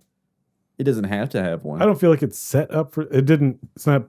It's so begging for one, but there's sowed the seeds. It is like if we do make a sequel, like because it didn't really harp on the fact that the main villain, like we don't ever see him again other than that one time. And we know it's not the one that was killed. So it took me a moment leaving. I'm like, oh, wait a minute. Yeah. They didn't get the main. But again, that wasn't even their mission. That's just a side story. I mean, they didn't even mean to fight the Red Wizard at the end. They were just like, well, shit. Okay. But that was pretty fun on that one. I think Jeremy Irons has a good chance of coming back in the second one. They could totally make him the evil bad guy. And I would love that. If they make, even putting him in the makeup or whatever, because, I mean, they kept him in shadow, so... Yeah, we didn't see him. Could be whatever. That would be fun. And to be like, don't even, Jeremy, you're also an amazing actor, so now do good acting. Yeah, he's a fantastic actor. And, but yeah, God, I really can't recommend this one enough. No, it is, even going in with good expectations, I was surprised at how much I was like, this is... it's pretty solid. It's really good. So with that, let's go to our second feature that I think one of us liked more than the other. I think so too. The Super Mario Brothers movie is now the newest film from Illumination. I don't know if you saw that. And it's the first return to Hollywood from Nintendo since the original in '93. It took them 30 years to try again with Mario. So this time around it's animated. The right call. The cast is controversial as it was revealed, and it's going to continue to be controversial. Because not everybody likes the voices or the choices for everyone. Especially Chris Pratt as Mario. A lot of people really hated that. Still hate it, yeah. Because most of what I've heard is people are like, you know what? It wasn't as bad. Yeah. That's kind of my sentiment. So, you have him. And you have his little brother, Luigi, with Charlie Day. In this movie, they begin their plumbing business in New York City. And they have a really terrible first day. And end up getting teleported to the Mushroom Kingdom, where they find out that Bowser, who's played by Jack Black, they get teleported. The superstar Luigi gets sent off. That's a spoiler. That's not a spoiler. That's how he goes to the Mushroom Kingdom. He goes straight to Bowser. He goes straight to the Hell Dimension. But so Bowser's like, I gotta get Princess Peach's castle. And so you have Anya Taylor-Joy with Keegan-Michael Key as Toad and Seth Rogen as Donkey Kong. And they're all ready to go stop Bowser from taking over the universe and rescue Luigi, who's missing. And this movie was written by Matthew Fogel. I had no idea who that was, so I looked him up. and he's only written a few things. Most recently is the Lego Movie 2 and the Rise of Gru, Despicable Me movie. So now he's an Illumination. Mm-hmm. But his first writing was really weird. It's a Big Mama's House sequel. That was his first writing gig. The second or the third? It was the one, it was like Big Mama's Son or something. It's like 2011 or something. I think that's the third. Yeah, so, yeah, that's really odd. Its budget was reportedly 100 million. I thought it was 150. That was Dungeons and Dragons, but this one said 100 million. Okay. And on its opening weekend globally has made 377 million. And the last movie that had a huge opening was Frozen 2. So this is now the top animated movie of all time. This actually broke another record. I don't remember what it was. But also keep in mind, this did have a longer weekend. It opened on Wednesday. Yes. But apparently it broke, whatever record it broke was previously held by Transformers Revenge of the Fallen. That's I weird. assume maybe it has to do with the movie launching at this point in time. Right. Because maybe the second one came out this time. I don't know. It doesn't matter. That one's a terrible movie. So that's the story of Mario Brothers, the movie. Yeah. It's a fun subversion that he's not rescuing the princess. He's rescuing his brother. Which that's probably I like that. It was a solid choice. The only problem I have is I just wanted more Charlie Day Luigi.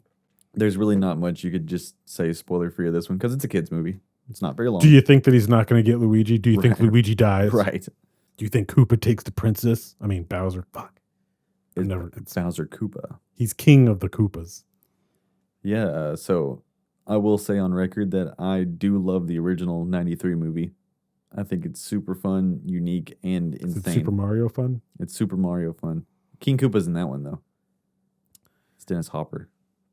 I will say I don't love the original movie. It's a bad movie, but it's a good bad movie.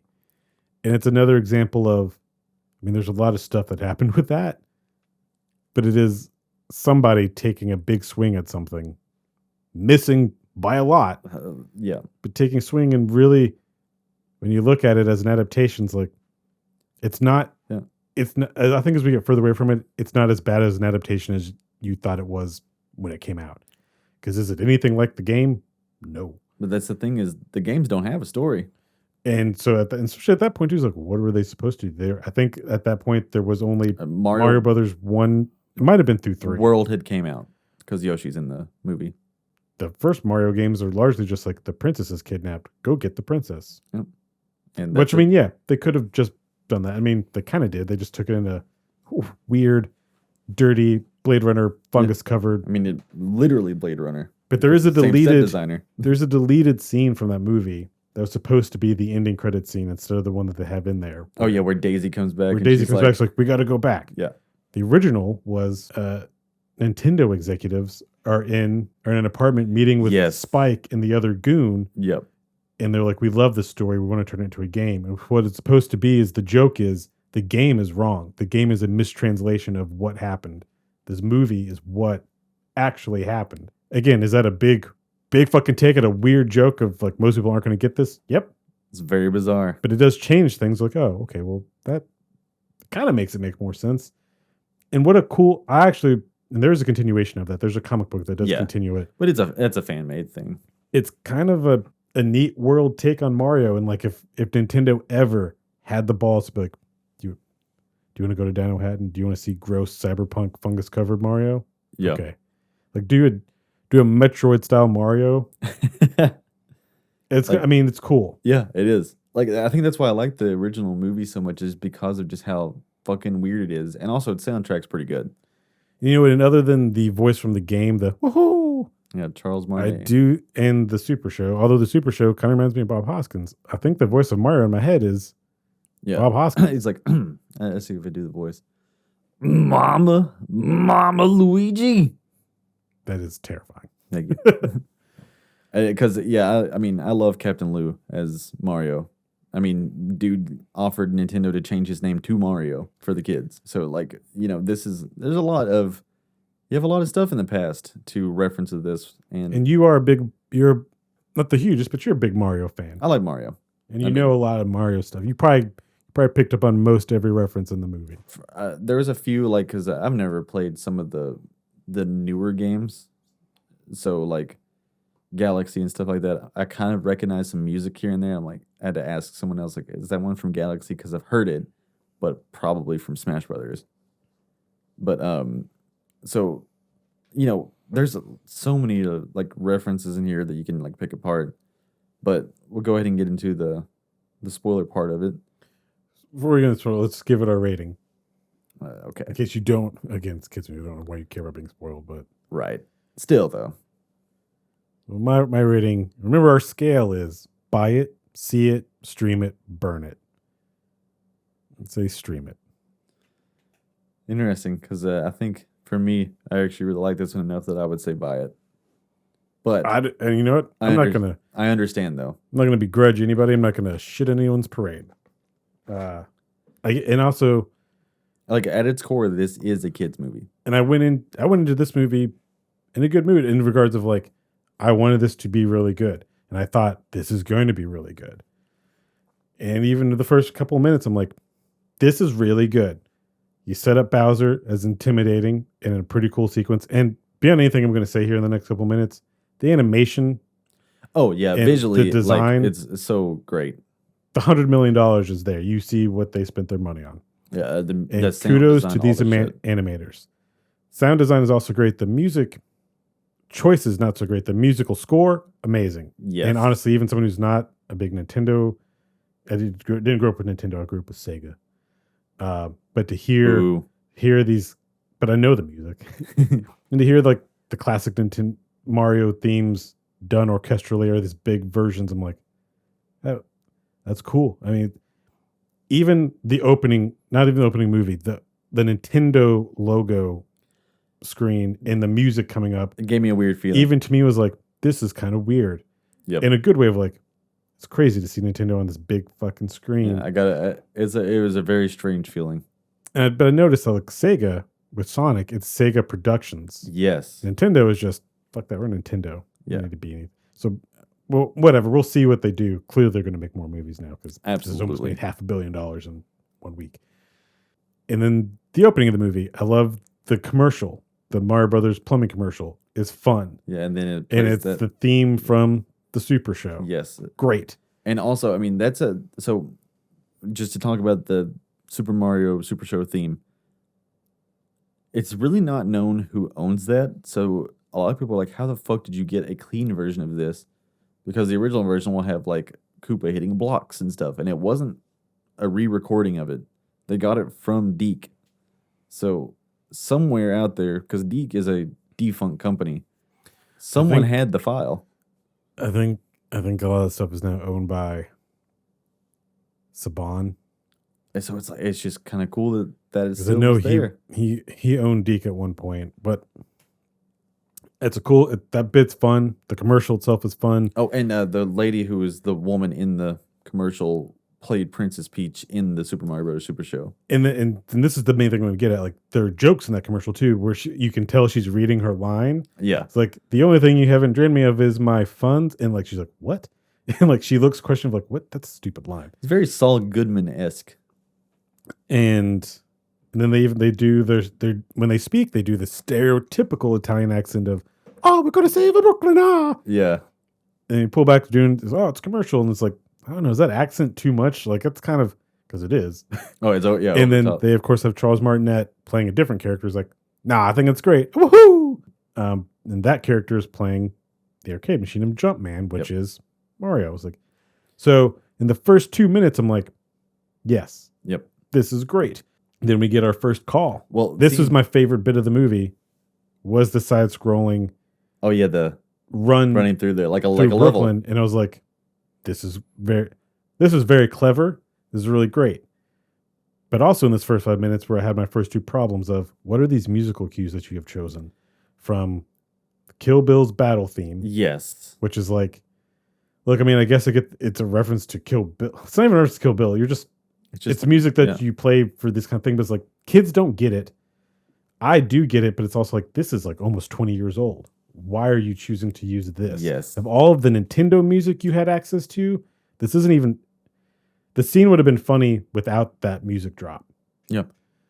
And then No Sleep Till Brooklyn with the Beastie Boys is also like, okay, I do like this song, but again, very strange. This is an odd choice.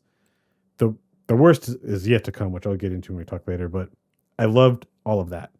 I even loved the little comical bit of fixing the shit with the dog attacking them. Yeah, I didn't expect the Mario movie to start with a dog mauling.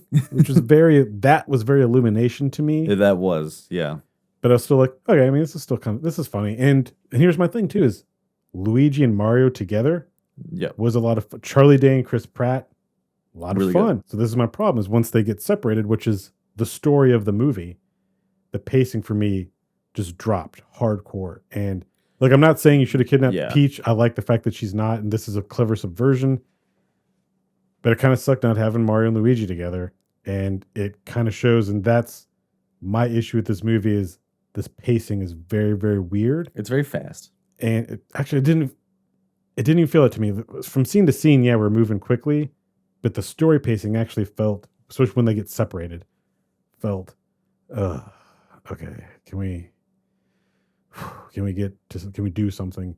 I think what it is okay, there weren't wall-to-wall jokes. Right. You look at a lot of other animated stuff. I think even the new Puss in Boots they got jokes. The jokes in here, after that opening little 10 minutes, the jokes also really slow down. There's visual gags. Yeah. There's references in the background, but that also wears out. Where I'm just like, all right, like the antique shop. He's like, yeah, you just blow, and it's like, that's funny. Yeah. Yeah. Only if you're old enough that you get that, but like, that is funny. Going to the castle, like, we're here for the princess. Oh no, the princess is in another castle. I'm like, that's funny because that's in the game. And then that's about where like it stopped for me. Like, okay, are you gonna make a joke? That's pretty because the story is not good. Here's the thing: is this a good movie for kids? Yep, it's probably a great kids movie. Is this a good movie for fans? It's a pretty okay movie for fans. Some probably more than others, depending on how hardcore Mario you are. Right. Just like, this is great. Is it a good movie? No, it's not a good movie. And I hope Nintendo, which they're not going to, but I hope they recognize the reason this is working, making money, has nothing to do with the movie. It's brand recognition. It's that we recognize Mario. You say for sure that, yeah.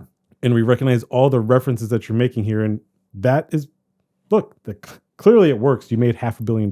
Yeah. And there was stuff that even I was like, this is cool.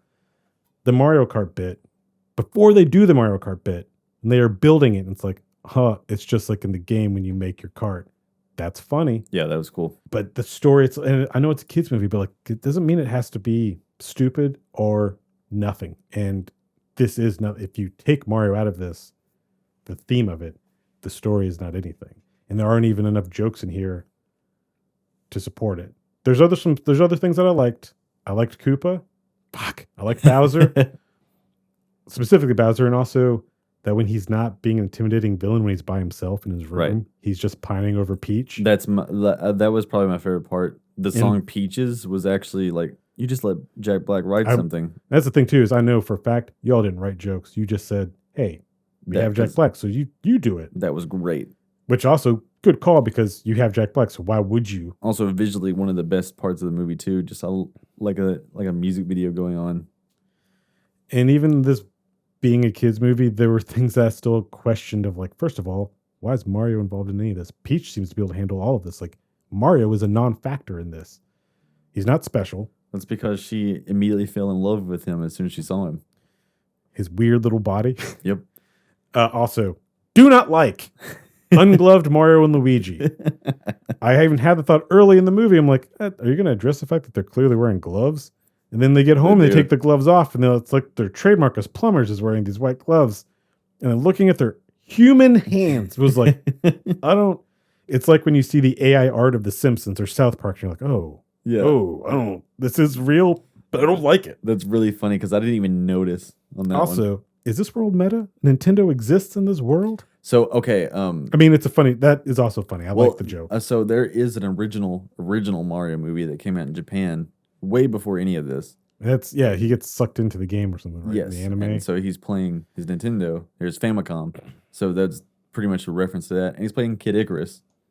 And, I couldn't remember what the game was. And sitting on top of his TV is the Star Fox jet. So, I mean, I did like. Yes, like Nintendo definitely exists in this world. It was just like, that's like having Jumpman as the arcade machine was like, that's fine. But like seeing him play Nintendo was like, do you know that that's where you come from? Which I think referencing all the other stuff, like having the van break down so they don't do it. That's what happened in the first movie. The only difference is they got it working. It can't be a coincidence that there are things of like, so you are referencing the live action movie. They even go down into the sewer and transfer through the wall. There's other things I could complain about. This will be the last one to say, and I'll let you like say some of your piece here. This also seems to me like first pass script. Like we didn't think any of this through further than this. It's like, how do they get to the Mushroom Kingdom? They go in the sewer and they fall in a pipe. Technically speaking, like who cares? Yes. But it's like, so it's entirely incidental that they go like, also, not that I need an explanation, but fuck, even the live action movie did explain why there was a portal to a different world. Yeah. This, you're just like, there's a pipe down in the bowels of the sewer of New York that turns out leads to this weird fucking world. Who knew? But they're like earlier on when they're fixing that bathroom with the dog and then they fuck it up and the camera drops down to show us this pipe going nuts. I thought, oh, they caused what was happening in Manhattan with all this pipe stuff. That was, and I think random. that it probably is, but they cut something out because it was just random. Like New York's going crazy with plumbing. This movie definitely had a lot of scenes get cut because there were scenes in the trailer that weren't in the movie. And I think that was a mistake. I have seen one other critic was like, every one of these scenes could have gone on for 30 seconds longer and just given us a little bit either dialogue, more character, more Mario action. Because really, other than that side-scrolling bit and little obstacle course, you don't get a lot of platforming in this movie. Yeah, because the obstacle course kind of is about it as far as that goes. Little things like that, and down to like, I did have questions. And look, I'm going to be honest too, and this is how I knew that I didn't like the movie. I fell asleep for a little bit, and I was trying to stay awake, and because I felt it coming, I was like, no, come on! Like I even moved, I got up for a minute because no one was behind me. Right around the Donkey Kong fight, up until Rainbow Road, I was in and out and missed some stuff. I don't even know totally what happened in the Mario Kart race. I know that Donkey Kong and Mario end up in a whale for about 1 minute. It's an eel, thank you. Whatever. Which is not to say again that there's fun, cool stuff being had, but it's like, oh, did you guys try? I feel like you got the idea of the script and then just went, this is good enough. And again, you're not wrong. Turns out it was good enough because you made a lot of money. But this could have been, I think that's my thing is like, this is disappointing. Like this could have been better, even being a kid's movie. But I've seen other people who were big Mario fans who were like, I love this. This was great. Yeah. And I don't know. It didn't. I think it really didn't click for me. I almost worried walking into D&D. I was like, fuck, am I in a bad mood? But then I was like, 5 minutes into D&D, I'm like, this is great. Right. Yeah. So for me, I did like the movie. And I think, like I said, I do want to own it. But I do have just a couple problems. I think using the pop music that's such an Illumination choice. The only one of the songs for me that worked was Thunderstruck because it was entertaining.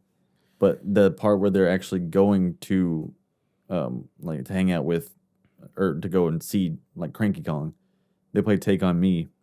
Thank you. That was the one. Take On Me was like, what? So according to... It reminded me of Black Adam. Yes. What it reminded me of was like, why is this here? This was a final choice according to some people on Twitter because there is another track that's Donkey Kong country music that plays throughout that montage, and Illumination removed it before the movie released and replaced it with that. So I saw someone that commented like, of all this music that you could have used from Donkey Kong, yes, you chose not to. And they had full score. I've listened to the song on YouTube. Even somebody who's didn't grow up in Nintendo and don't really care but I wouldn't have recognized Donkey Kong music, but I recognized the Mario stuff. I was like, whoever the composer was, like, what awesome work that you did of just like, I'm going to I have access to the entire Nintendo library. Like I said, the only one that made me kind of like laugh was and even for me, it was like, you have Jack Black and just let him fucking write something then. Or cover these and also again, you have $100 million budget. Those songs aren't free. You have to pay them. You have to pay to get that. And AC/DC is famous for making you spend a lot to use one of their clearly, songs. I mean, Illumination has so much fucking money. That's what it is. Because like Sing is expensive because like that's full of shit they had to pay for. And they made 2 of those. And you haven't seen it, but the animation in those are also really good. Like you're a good animator, so like clearly you have money. And so that's like probably my major problem. And Cranky Kong's voice, I just hate Fred Armisen. I just don't like him. I don't have a problem with Fred Armisen, and I don't again have a connection to Donkey Kong. I mean, me either, but just the I voice don't like him. Didn't match what I saw on screen. Was like, what? The only one that was like, this seems weird, a little bit off-putting. Yeah. I just did not enjoy that one. But like all of the, and to be fair, Anna Taylor-Joy as Princess Peach. You could have been anybody. One could have been anybody, but also I feel like Princess Peach just had permanent scrunch face for most of the time I was awake looking at her. So that's another thing is like one of the people on my other channel really loves Princess Peach, and she's like, I didn't like looking at her face. Something felt off. It did. It might be the lips because Princess Peach has very big lips. Maybe her face was too. And I mean, I'm all for the empowerment too, and her being like, go get her, do shit. Sure. But it did seem most of the time her face was just like scrunched and scowly. She did have some pretty good facial expressions, like funny ones sometimes. But I think the biggest thing is like they kind of made Peach look like the voice actress.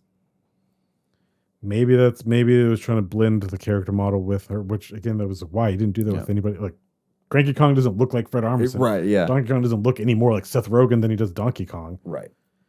And now Seth Rogen as Donkey Kong was one I was kind of worried about. But as soon as he came out and I started playing the DK rap from Donkey Kong 64, I was like, okay. I think the only thing that's wrong with, that's troubling with his, is that I hear Seth Rogen down to he does his laugh. At least it's like as a joke with the laugh. It's very much like, and you got to do the laugh. I don't have a voice for Donkey Kong in my head. I do, but it's not, it doesn't fit Donkey Kong. It's also me watching like, why is Seth Rogen Donkey Kong? Like that's what I saw the whole time. Yeah. I agree like 100% on that one.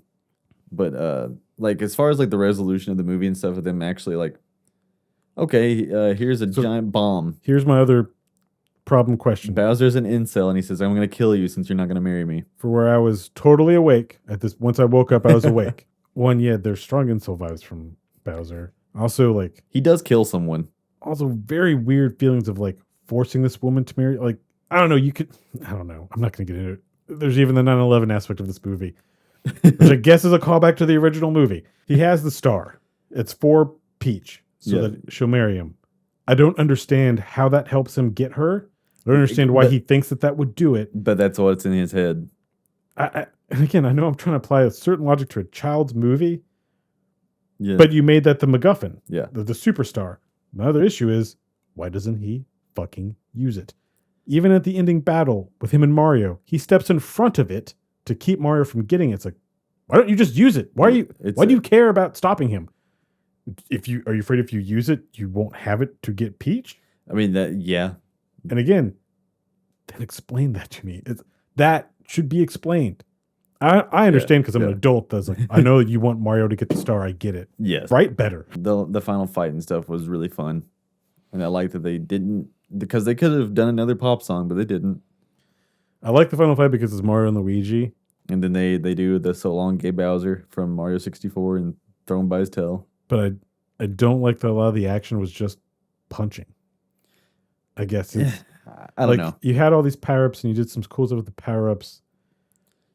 There's a lot they didn't use. And I don't know, like, it also, I guess it was weird, like, you made me feel Bowser was intimidating, and by the end I'm just like, I guess not, because, like, again, I know it's a kid's movie, but, like, seems like he could kill Mario right now if he wanted to. But he's so pissed. Just come out here and fight. Dude, breathe fire. You just did it. At least he beat the shit out of him, and you actually see Mario bruised and, like, kind of, like, fucked up, hanging out in, like, the bar or the sandwich shop. Which was also cool because it was Punch-Out, so there was all the Punch-Out characters all over the walls. Well, again, lots of cool stuff. Like, there's stuff that and this is a different disappointment than what I had with, like, Jurassic World Dominion. That's a very different level of disappointment. This was disappointing because I feel like it should have been more creative and more funny. Yeah. Or, I mean, specifically funny. Or, if you're not going to be funny, then tell a better story. Because you did tell an original story, which, I mean, I guess, how can you not? Like, Mario's basic as shit. And there was cool stuff of how you brought all of these little Nintendo worlds together and made logical sense to a point of like, all right, cool. Yeah. Do I even kind of feel like, are the warp pipes not even a Mario thing? Is that just going to be a Nintendo World thing? Could it be? Hey, Zelda's down this warp pipe. Okay. Yep. Makes sense. It's totally could be. But yeah, overall, I enjoyed the movie, but I can understand why people don't like it. What would you say the lesson of the movie is? Because this is a kid's movie, so it's a lesson, right? What's the lesson? Believe in yourself. I'm pointing at him. You can't hear that, but yes, this is that Mario needs to believe in himself, and I guess Luigi needs to not be a coward, Not be a pussy. and I don't really know what makes them come to either of those conclusions. I mean, Luigi, I guess a little bit just sees his brother being heroic. Yeah. Tired of living in the shadows. And I like the whole Luigi's Mansion bit. Yeah. It was And fun. and again, I never even played any of those games. It was like, oh, it's funny. You're able to like work that into this whole thing. Like that's down to the flashlight. Like, it's very cool. It's fun. It kind of makes me like, make a movie out of that. Can I hang out with Charlie Day a little bit more? Yeah. I think that's the biggest problem too. Is like I just wanted more Luigi. You know what? Here's the easiest thing I can say about this. Watch the Lego movie. That is a prime example of that's a kid's movie. Well, he wrote it too, so He wrote the second one because I think Lord Miller wrote the first one. Yeah. And I haven't seen the second one, so I don't know if it's good. I haven't watched it either. But the first one I do like, and it is also a good movie. Also features Chris Pratt. And yeah, and Charlie Day. And it's very clever and it's fucking hilarious. And that's blatantly selling you a product. Oh yeah. And it's just not even, it's like, yeah, we know what we're doing, but look how funny we can do it. Because you love Lego too. Yeah. So like next time, like when you own this movie, like do a double feature and watch those two back to back and tell me that it's not like, yeah, this is a funnier movie. I did go and buy a Lego set after we finished the Lego movie. I mean, I don't even play with Legos or anything, but it's like, I've watched that movie a couple of different times. I'm like, this is, yeah. And almost like, maybe I should go get a Legos. Yeah, this one. Did you want to play Mario after this movie? I did, but also just because, well, to be honest, it was the music. Because I like the music. I did too. Mm-hmm. If that music wasn't there, then I would be like, this is a garbage movie. I mean, the music is what made me want to play Mario. Because the soundtrack with the Mario music. I was genuinely shocked and surprised. I was surprised at myself. I've only fallen asleep in a movie theater once. And that was seeing Ben Affleck's Phantoms. You know what? Go IMDb it. You did see 2 movies in a row, so. This was the first one. Oh, shit. I went to D&D after this. My bad. And was wide awake. Oh, no. That's what I wasn't joking. Really, I was literally that's like, maybe really funny. Maybe I was like in a weird space. Like, nope. Yeah. Nope. Totally good. And like, That's wild. and like I said, I loved D&D. Yeah, I can absolutely see what you mean. But also, you like you said, you are And a here's the other thing Sega too guy. is this isn't. I also realized this isn't a movie that's made for me. Right. This is one of my age demographic, but two that I don't have as much of a nostalgic connection to this brand. I know it like anyone who was alive in the 80s. Yes, I did grow up with Mario, but not in my Right. house. I think maybe that's another thing too is like with this type of a movie, I could definitely tell as a kid I would have been all about it. Kind of like Shrek. There's also the music reminded me of, did you just go steal Shrek 1 soundtrack? Very much like an anti-Disney. It's kind of that's what Shrek was doing. Because Exactly Disney, what Shrek was doing. like Lord Farquaad is yeah, Michael Eisner. but I mean even like down to interrupting every original song to play some kind of pop song because. But you know what the difference is? Shrek was funny. Exactly. This one, like a lot of it really is carried on. Hey, it's that thing you know. Like that's pretty much it. So I did like the movie. I'll see it again. I think I would like to see a Mario movie when it comes out, written by the DreamWorks team, but Yeah. animated by Illumination. I think that would probably be really good. So I don't know if maybe I just don't find Illumination good at storytelling. Yeah, I mean, I don't really like any of the other Illumination movies. Sing was okay, but it's just music. Hell, the trailer that I saw before this movie of their next upcoming movie was Right, like, yeah, what is this? it was really bizarre. Migration, like, okay. But And the little ending joke of that was like, is that a joke? Is this Right. funny? And there were kids in my theater wasn't packed, but there were kids like, tell you what, nobody laughed mhm. during Mario.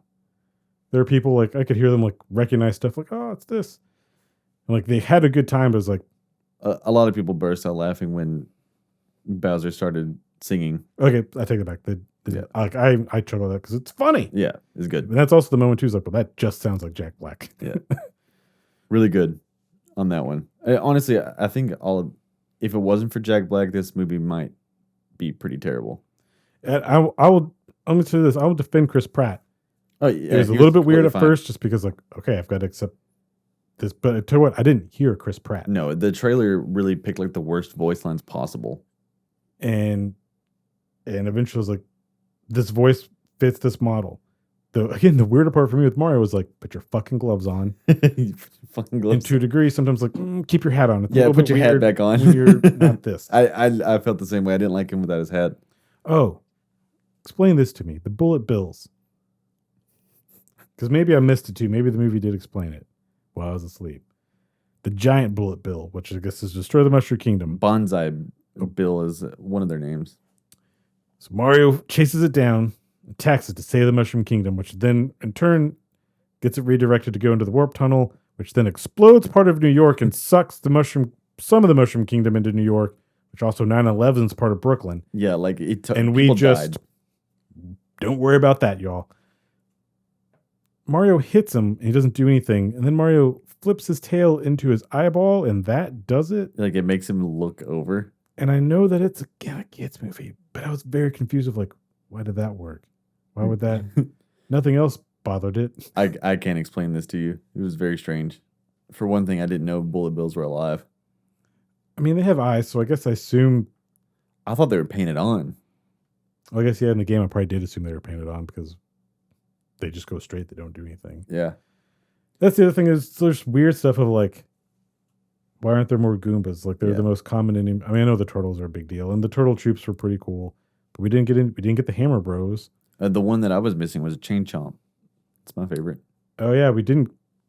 Was there not any Chain Chomp? I didn't see any. I thought were there not? Oh no, those are mechanical piranha plants in the obstacle. Yeah, the piranha plants. And technically, we didn't see any piranha plants either, did we? Well, there's mechanical ones in the obstacle course. Well, I mean, like, and then there's a real piranha plant in the ending fight. Yeah, because it swallows Mario and Luigi. Right. And the parents are like, "Oh no, my boys!" And then they rip out of it. Oh, they killed the plant. And again, all of Brooklyn just like giant plants and walking mushrooms. This is cool. Not worried about it at all. How about a dragon? Not a movie for me, but this is not a bad movie for what it's trying to be. Yeah. Which is, it's not like the bottom of the barrel or a brand recognition kids movie, and it is good at that. I will say it is better than the 93 movie. Oh, and I mean, it is a better Super Mario Brothers movie than that 93 movie, and it's a better movie than that movie, but that movie has a story to it. Yeah. Like you could take the Mario Brothers out of that and it works. Yes. I mean, it'd still be dumb and bad, but it's like, this is a story. They still should have played Walk the Dinosaur at some point in the movie if they're going to use a licensed music. They got to save that for when they actually show Yoshi. True. Also, but okay, spoiler. Yeah, we'll end this off with the final. There are two end credit scene, but the real end credit scene is a direct reference to the 1998 Godzilla. And to tease that Yoshi's egg hatches. But it's weird because you definitely see Yoshi's earlier in the movie. Yes. Also, it reminds me of Sonic. It seems like they just copied, like, well, Sonic showed Tails at the end. So. But this one is weird though, because it's like, why would you reference that movie in particular? And you know why? Because it's Illumination. I kind of feel like they're already working on a sequel, and maybe that Matthew Broderick will be the voice of Yoshi. You think so? It could be. Yoshi doesn't talk other than saying his name, right? Or can he talk? I mean, yeah, for the most part, it's always Yoshi. But the Super Show, Yoshi talked. Or the Mario World show. There's another show later. Yeah. So to real quick wrap up the whole thing, where do you think they go from here? I want to say, because you didn't get to hear the other episode, video games, I think, are clearly now the new taking over the superhero era. Last of Us paved the way. Like it, hate it, love it. It did show like, hey, we can do this well, or we could do this seriously if you don't like it. Sonic really broke ground. Mortal Kombat's gotten a second shot. I think that it's still getting a sequel. It is. Mario has now gotten its second shot and it's here. Like, it's not a video game, but D&D is also I would count it in this realm. We're getting Borderlands from Eli Roth. That was supposed to come out this year. Yep. That may get pushed to next year because they're doing some weird shit. reshoots. Here's a fun fact. Co-writer of that movie, this guy who wrote Chernobyl, also who wrote Last of Us for the TV show. Okay, how about that? And then, of course, like we just mentioned, Five Nights at Freddy's and Minecraft are also upcoming. And you had some, we didn't bring it up in news, but Legendary Pictures, who recently brought us the MonsterVerse movies, they have now acquired the rights to Street Fighter for a TV show and a movie. So it's clearly what's coming. Yeah, so I think that's where we're headed. And, of course, Sonic 3 on the horizon. And I think you have more fertile ground with those than you did with superhero stuff. For sure. For that, I mean, look, you have a whole lot of superheroes to pick from, but you're going to do PG-13 all the way. I assume Borderlands will probably be rated R. I think it is. I mean, if Eli Roth made a PG-13 movie, I'm going to be shocked. Right. And that's great because... And Silent Hill later, too. Return to Silent Hill, yes. I wouldn't be surprised if we get more Resident Evil at some point. I don't know. I could see us getting more animated movies of that one. That for sure.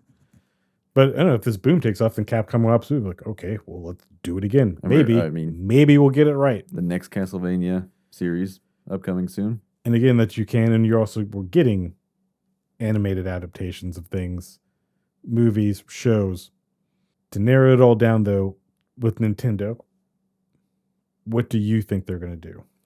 So because they're going to do more of the like $500 million in 5 days. Not only do you have more Mario Brothers movies coming, but Nintendo is for sure now like, all right, well, they didn't make that production logo for nothing. I don't think that Nintendo is going to do Metroid because they're scared of Metroid still. Do you think that they make all their stuff animated, or they do some live action? That's the one too that's hard to tell because we just don't know at the moment. But I could see more Illumination ones coming out. Definitely a Donkey Kong Country, probably Yoshi's Island.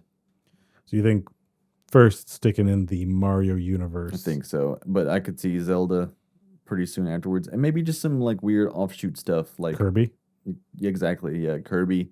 I mean, we got Kid Icarus, Star Fox. Miyamoto loves Star Fox, so I could definitely see that one upcoming. Maybe Punch Out as an animated one because they had every single model of the Punch Out characters in the Mario movie. So you're thinking they're going to stick with animated for the most part. At least I'm not. Live action is not the line of like, well, now it's a real thing because you made it live action. Right. It's like, look, some stuff doesn't need to be that. But specifically with Illumination, I could see a lot of those. You think Nintendo sticks with Illumination? Because they have partnered with Universal, I think so.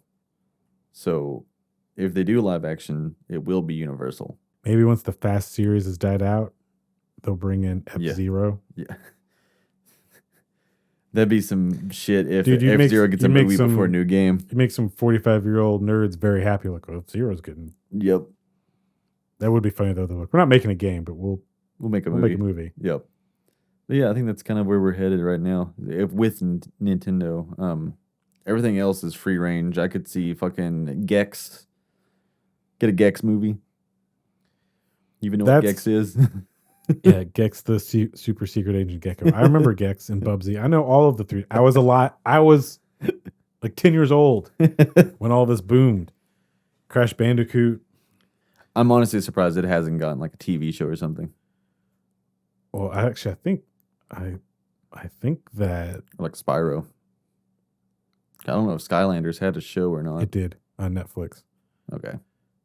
I know Activision. Yeah, they owns Crash Bandicoot. But that's the other thing too. I mean, with Blizzard just like, we don't even need you. We can do this ourselves.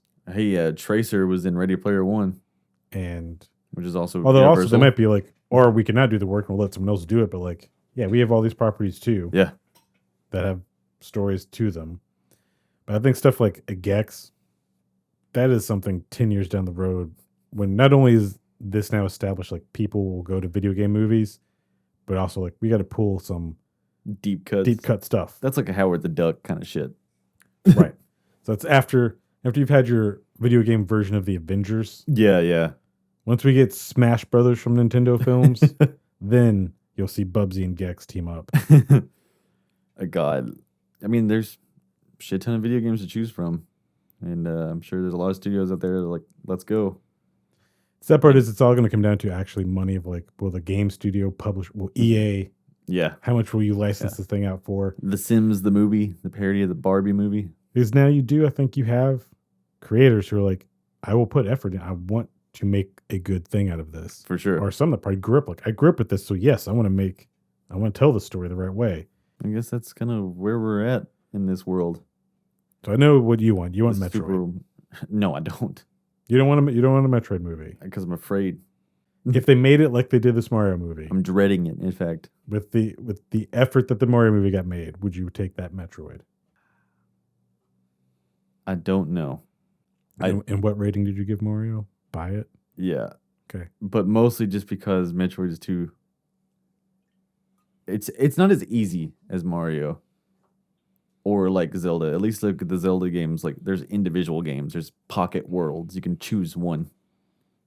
But Metroid's like, well, you got to remember, you got to have this, this, and this. You can't just make up an adventure. Do they? Yeah. And that's what I wouldn't like. Would you like to see... Would you like to see a Metroid movie like the 93 Mario Brothers movie? Maybe. There you go.